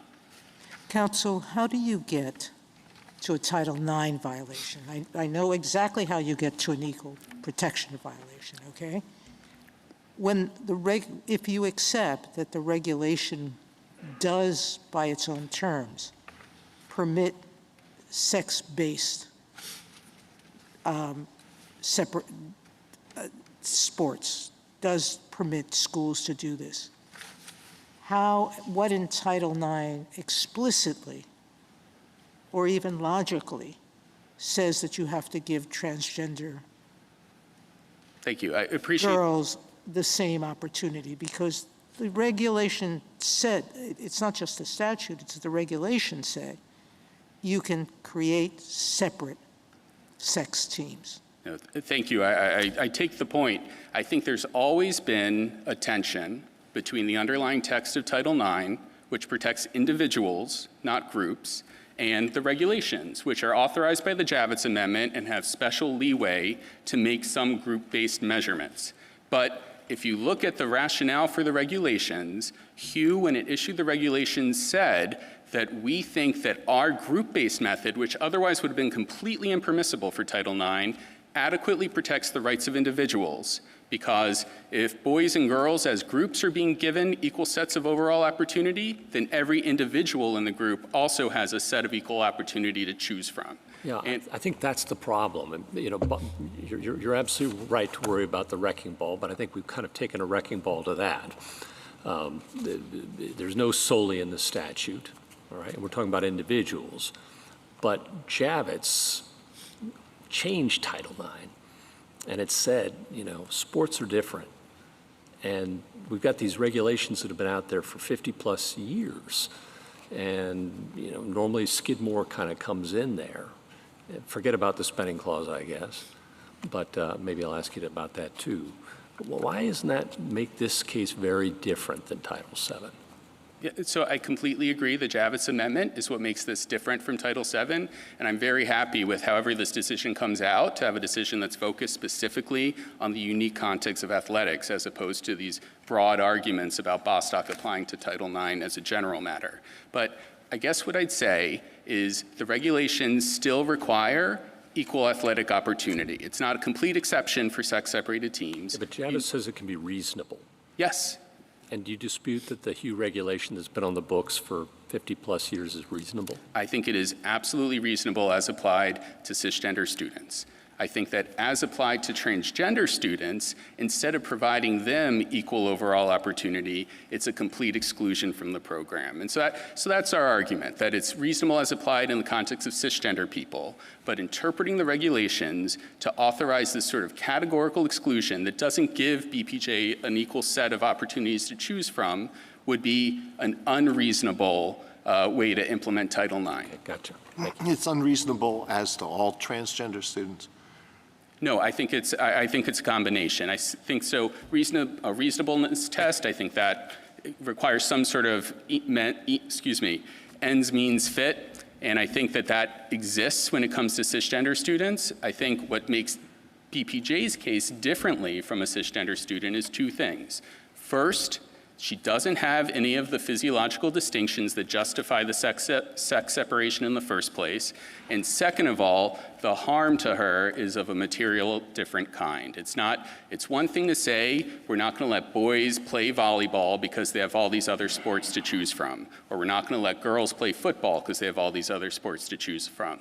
It's another thing to say, you don't get any sports. But in that argument, does it matter whether BPJ has a competitive advantage or not? Yes, we think it does, and I appreciate the opportunity to clarify that we don't have any objection to vacating the grant of summary judgment in our favor. We did our best to defend the judgment below, but our argument before the Fourth Circuit for summary judgment was that there wasn't a genuine disputed fact about whether she had an advantage. The Fourth Circuit, sua sponte, granted summary judgment to us based on the theory that that fact wasn't material. That's never been our argument in this case. So your argument depends on depends on her not having a competitive advantage because she's not been through male puberty. And not just not been through male puberty, but also gone through a female hormonal puberty with all the physiological changes accompanying it. But that the argument goes away if those facts go away. Yes, absolutely. Which is at the beginning of the argument, Justice Kagan, you talked about this could be resolved based on a legal principle or based on the facts. And I really do want to make a pitch for the resolving it based on the facts because, look, if they're right about the facts, then we should lose. And the irony is that in order to win summary judgment in this posture, when there's a disputed question of fact below, is they can only win in this posture if we're right about the facts and there aren't any advantages. And I don't think there's any need at this juncture for this court to issue that broad a holding when, according to them, once the evidence comes in below, we're not going to get past summary judgment. I mean, you're not suggesting that we decide the factual question. No. I'm suggesting that the case be allowed to be decided on remand on the factual question, which I think, look, this is an important issue. It may affect the whole country, and the court wants to get it right.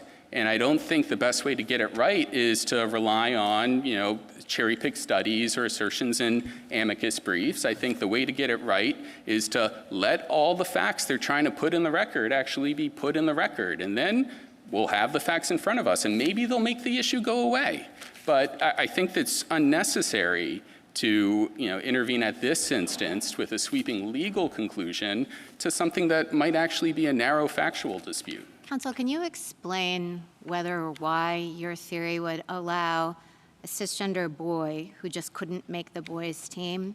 I mean, he doesn't have an equal opportunity, he can't play, there's no team he can play on, and let's say that his athletic ability can be shown that he has no competitive advantage and he wants to be on the girls' team. Why can't he on your theory? I appreciate the question. I just want to be clear about what we think the justification for the separate teams is. We don't think the boys' team is for better athletes and you have a backup team for athletes that aren't as good. I think the purpose of the teams is to control for the variable of sex-based advantages so that talented women athletes have all the same opportunities as talented male athletes. But also, untalented male athletes should be compared to untalented women athletes. So they're not being separated based on how good you are, right? The whole point is to allow female athletes to have all the same opportunities as men by controlling for the sex-based differential that comes through puberty. And so that's why I don't think that the claim is the same there. I think that's what's happened here is by virtue of her medical care, BPJ has already effectively controlled for those sex-based advantages. And so she is completely in the position that she would have been if her birth-assigned sex had been female. As opposed to a cisgender boy who's just not very good at sports, and if his birth-assigned sex were female, maybe he'd be even worse, I don't know.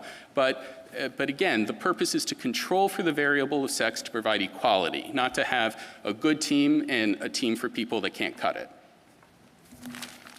Now, I'm happy to address— Can I ask a question on the law? Yes. On Title IX? I mean, I hate that a kid who wants to play sports might not be able to play sports. Hate that. But it's kind of a zero-sum game for a lot of teams. And someone who tries out and makes it, who is a transgender girl, will bump from the starting lineup, from playing time, from the team, from the all-league, and those things matter to people big time, will bump someone else. And so one way to resolve it, as you say, is the facts, try to figure out, is there really a competitive advantage? I think we're going to get a lot of scientific uncertainty about that, a lot of debate about that, a lot of different district courts. The other way on the law, one way on the law is, okay, well, sex in Title IX and in Javitz meant biological sex, and it's up to Congress to adjust that going forward if they want, given, as you say, and your co-counsel said earlier, people are learning more about this, and maybe there really is no advantage. Well, if that's true, and some states are operating under that basis, that's the way to go. But for now, at least the law says biological sex. And I think we have to recognize on both sides the zero sum. It's not like, oh, just to add another person to the team. That's not how sports works. It's someone else is going to get disadvantaged. So I just want you to address that. I'm happy to, and I guess I have three answers. The first is I completely understand that many parts of sports are zero sum, but this law isn't limited to zero-sum opportunities. So BPJ played on the cross-country team where there were no cuts. She came in near the back. It wasn't but I'm sorry to interrupt, but you wouldn't have a different rule if she was finishing in the top 5. No, but it wasn't a zero-sum. Or if they had cuts. But what I'm saying is in this particular case, but usually with teams, I don't mean to, just don't want to get out of that. Usually with teams, they're cuts. Yes. Those mean a lot to people. There's starting lineups. Those mean a lot to people.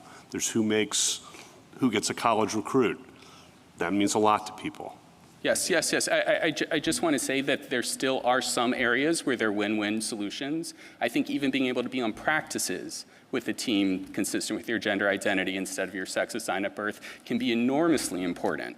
So I think some scenarios are zero-sum, but not everything having to do with sports is. And I do think that one of the vices of this law is that it sweeps so broadly that even win-win solutions are taken off the table.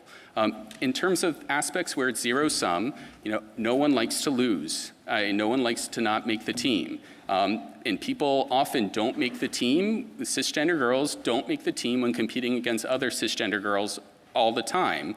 And the question, I think, is whether it's an unfair advantage to not make the team because a transgender girl participated.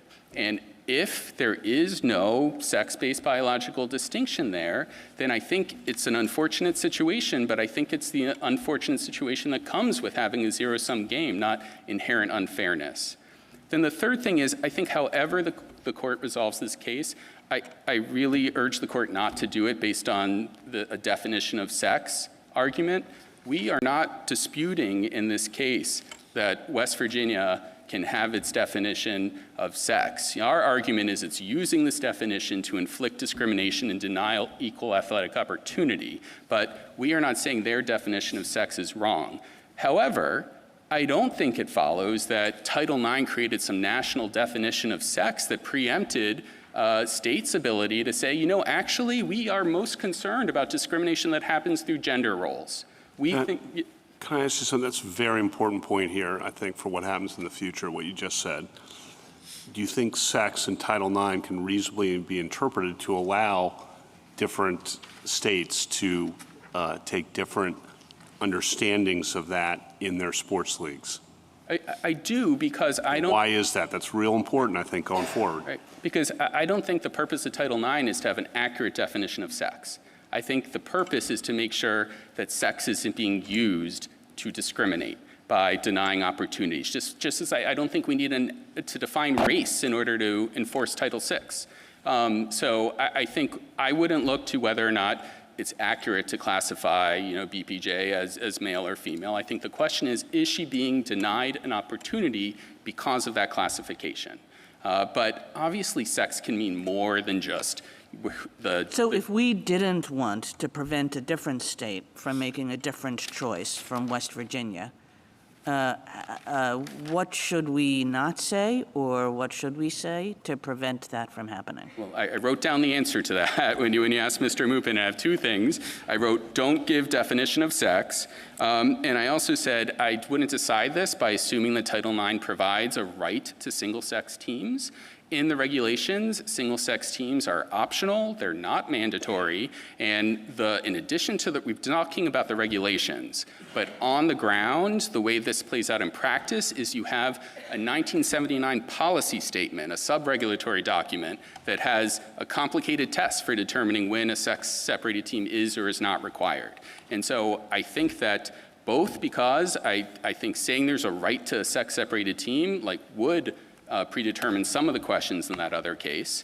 That's one reason why I don't think you should do that. But second, I think the more the court gets into questions that are handled in these complex regulatory documents, I think the more I'd be worried about this court accidentally saying something about how Title IX works that doesn't actually map on to how it is actually playing out on the ground. Title IX prohibits discrimination on the basis of sex. It's a statutory term.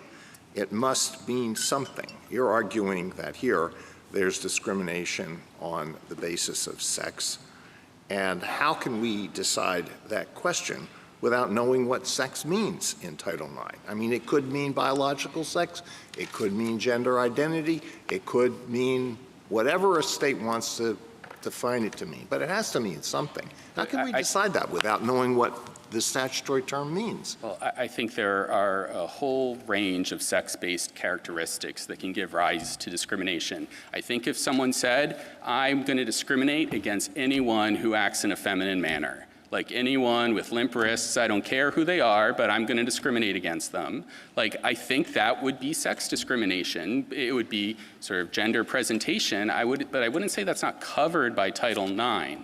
And so I'm not saying that biological differences aren't part of sex, but I'm saying that sex also has broader connotations, and there's no reason to keep that out of the statute. And I'm certainly not saying that sex means gender identity. I just want to be very clear about that. I don't think that, just as, I would say this, our argument is that there's a group of people who are assigned male at birth for whom being placed on the boys' team is harmful, right?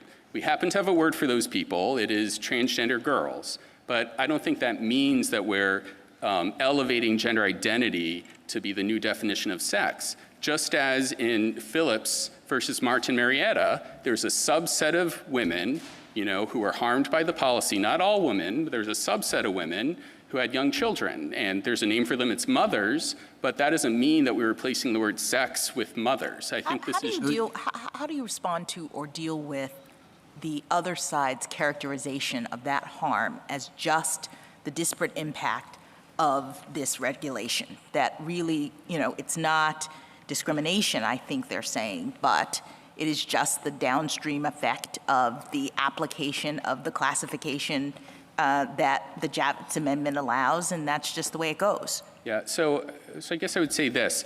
I think this court has dealt with the issue of things like constructive denials and constructive discharges in a variety of contexts. And under Title IX, an outright denial isn't required. Davis says a constructive denial it also counts. And whenever there's a question of constructive denials, the court applies a standard that's reasonable person in the plaintiff's position under all the circumstances. And they use that for constructive denials. You've used that for retaliation claims.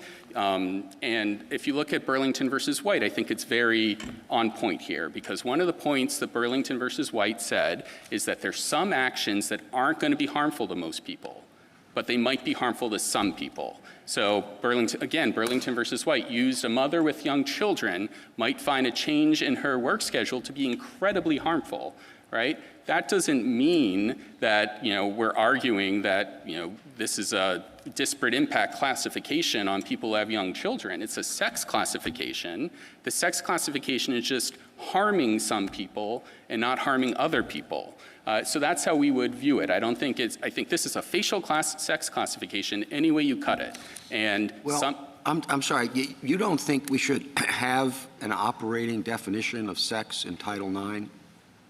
Now, I understand the idea that, well, the question then becomes not whether or not there's discrimination on the basis of sex, but whether there's discrimination on the basis of whatever characteristic you think should be included in the definition of sex.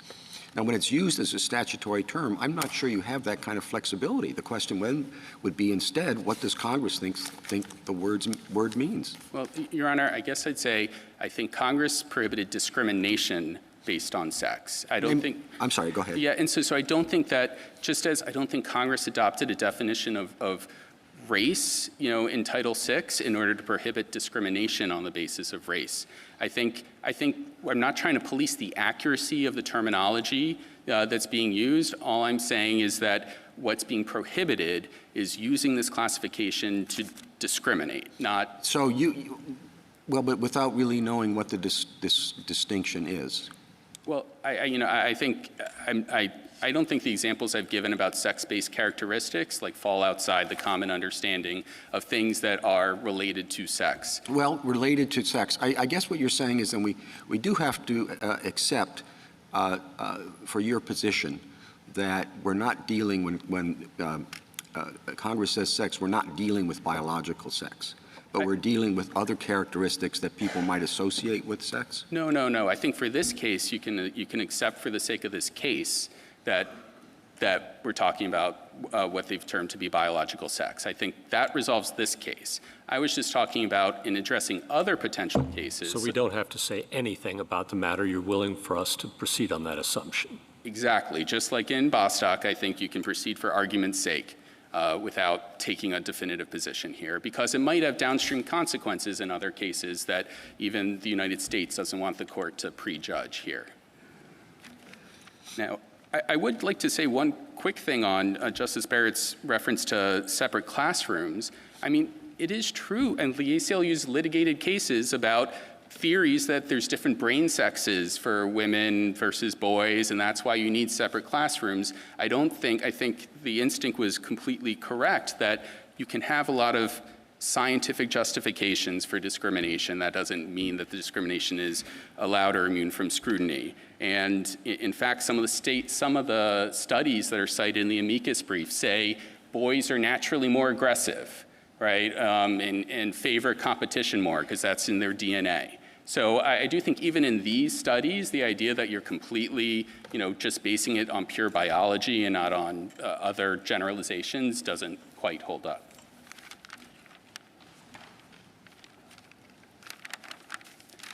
I'd also, to the extent that we want to go back to Caban, I do want to just make a couple quick things clear. Caban was not a facial challenge. It wasn't. And neither was some of the First Amendment cases they were talking about weren't equal protection First Amendment cases. They were commercial speech cases. Michael M. also wasn't a facial challenge. He wasn't saying I should have an exception because a prepubertal girl was involved. He was saying the statute is overbroad because in theory it could apply to a prepubertal girl. So I do think that some of the characterization of the cases doesn't hold up to our reading of them. So how does a Caban type as applied intermediate scrutiny analysis work in your view? It is an underdeveloped area of the law. Is it enough for one person to show that she bucks the trend or not? Yeah, I don't think so. I think I agree with my co-counsel that I think we're talking about a discrete, definable group that will reliably not serve the government's interest. And I don't think Nguyen is a counterpoint to that, because the whole point in Nguyen was that men who were not similarly situated had an opportunity to demonstrate that. There are three very easy methods of transmitting citizenship. And Nguyen emphasized that in order to do it, those were minimal burdens. And that is the key fact in Nguyen that distinguishes it from this case. This is a categorical ban. And Nguyen and Caban and all the court's cases distinguish between categorical bans and more narrow procedural requirements that do treat men and women differently, but still provide the opportunity for demonstrating that you're not similarly situated. I think a hard question that Ms. Hartnett got, maybe the hardest question on these lines, was if we recognize these sorts of as-applied challenges, doesn't that effectively turn intermediate scrutiny into strict scrutiny? Right. What would your answer be to that? Would it be any different, or No, do you I want to think- elaborate? I think the answer is it absolutely wouldn't. You still are only looking for a substantial relationship, which means that you can have these sorts of requirements where there are a lot of under Caban and under Lair. There's still a lot of fathers that are out of luck that they actually probably do have a good relationship with their kid, but they didn't fill out the right paperwork, they didn't do this, they didn't do that, and heightened scrutiny doesn't require that they be excused from those procedural burdens. So I do think that heightened scrutiny allows you to have procedural requirements that people have to go through, and those can be enforced. Strict scrutiny does not allow that. But that's different from saying that if the complete rationale for a classification just doesn't apply to you, that there's no equal protection claim you can bring. And some of it's complicated to talk about the difference between facial and as applied post-CASA, because I think a lot of the things that we called facial challenges now would be viewed as overbreadth challenges, right? Where someone is trying to say the law is so overbroad in general, it has to all be struck down. And we have that for First Amendment. I don't think we have that anymore for most equal protection claims. And so I think taking this facial as applied framework from before CASA, where we allowed these facial attacks on statutes, and then just transporting it into as applied cases post CASA doesn't necessarily work. I think some of the terminology might need to be rethought. And so, again, that's another reason why there's not a lot of precedent in this area, as several of you all have acknowledged. And that's another reason why I don't think this should be the case that makes that precedent when it's unnecessary to do so. Thank you, counsel. Justice Thomas? Justice Alito? Justice Sotomayor? Would you address a little bit the quantum of certainty or uncertainty that would have to exist in the science? Your co-counsel, or the counsel in the other case, said that if it's 50%, the state loses. But I'm always hesitant about these percentage cases because it's never qualitative. It's never quantitative, it's qualitative. So what do you think the qualitative standard is? Well, I mean, to be clear, I don't actually think there's uncertainty in the case of someone who's had puberty blockers and then gender-affirming hormones. Our position is there's zero uncertainty. It's actually clearly in our favor. So but in general, I think it's hard to give, a quantitative answer to that. I think part of heightened scrutiny involves taking all of these factors into account. This court, has said on several occasions that heightened scrutiny can accommodate deference. And I honestly think it's a case-by-case decision that also looks at how harmful the classification is, how burdensome it is. I don't think you just look at the accuracy of the classification and add a number value for how certain we are that it's accurate. I think many other factors come into play. Thank you. Justice Kagan? No. Justice Gorsuch? Justice Barrett? Justice Jackson? Thank you, counsel. Rebuttal, Mr. Williams? I think you've now heard Respondent abandon the Fourth Circuit's logic on Title IX, and I think in many ways that makes this court's task that much easier. Congress authorized regulations allowing sex-separated athletics. West Virginia's definition of sex tracks the ordinary meaning in 1972 and 1974 and the regulatory framework that Congress endorsed. I think, Mr. Chief Justice, your question really highlighted how BPJ's approach unmoors the statute and the regulation under Title IX on the basis of sex. BPJ's test, in turn, begins to look more towards other characteristics that aren't on the basis of biological sex, and I think that's not consistent with what we see there. I also think the answer to Justice Barrett's question reflected how, under BPJ's theory, this really isn't about competitive advantage, that really what this does turn on is gender identity, because BPJ continues to maintain that a cisgender boy who continues to not have those same biological advantages would nevertheless still be kept off of the girls' sports team. So if you endorse that philosophy, that would require the court to hold that long-standing Title IX athletic regulations are unlawful. It would eliminate sex-separated athletics entirely, and I think it would defeat Title IX's core purpose of ensuring equal athletic opportunity for both sexes. On the equal protection side of the house, The question is whether the classification is substantially related to an important governmental interest. And I think that BPJ ultimately wants to rewrite the classification to be something that it is not. Biological sex substantially relates to athletic performance. That's exactly why, in fact, Title IX regulations authorize sex-separated teams in the first place. Respondent's test effectively ratchets up the intermediate scrutiny standard into a perfect fit, best disposition case that this court has repeatedly said is not the standard under intermediate scrutiny cases. That is the standard for strict scrutiny cases. You have heard it several times today. Justice Sotomayor, you asked about deference. I think this court has also repeatedly recognized that in areas of evolving science and medicine, especially involving children, legislatures have the primary responsibility for weighing competing evidence and making the policy judgments. I think the court just recently said that in Remedies, but I certainly don't think that case stands alone in recognizing that, especially when you have competing balances of harms, Justice Kavanaugh, when you're weighing these sorts of zero-sum games, that's a choice, that's a policy judgment that ultimately rests in the hands of the legislature. In the end, this court has, quote, recognized physical differences between men and women. They are enduring, and inherent differences between men and women are cause for celebration. That is all that West Virginia's law does here. It should be upheld. Thank you. Thank you, counsel. The case is submitted.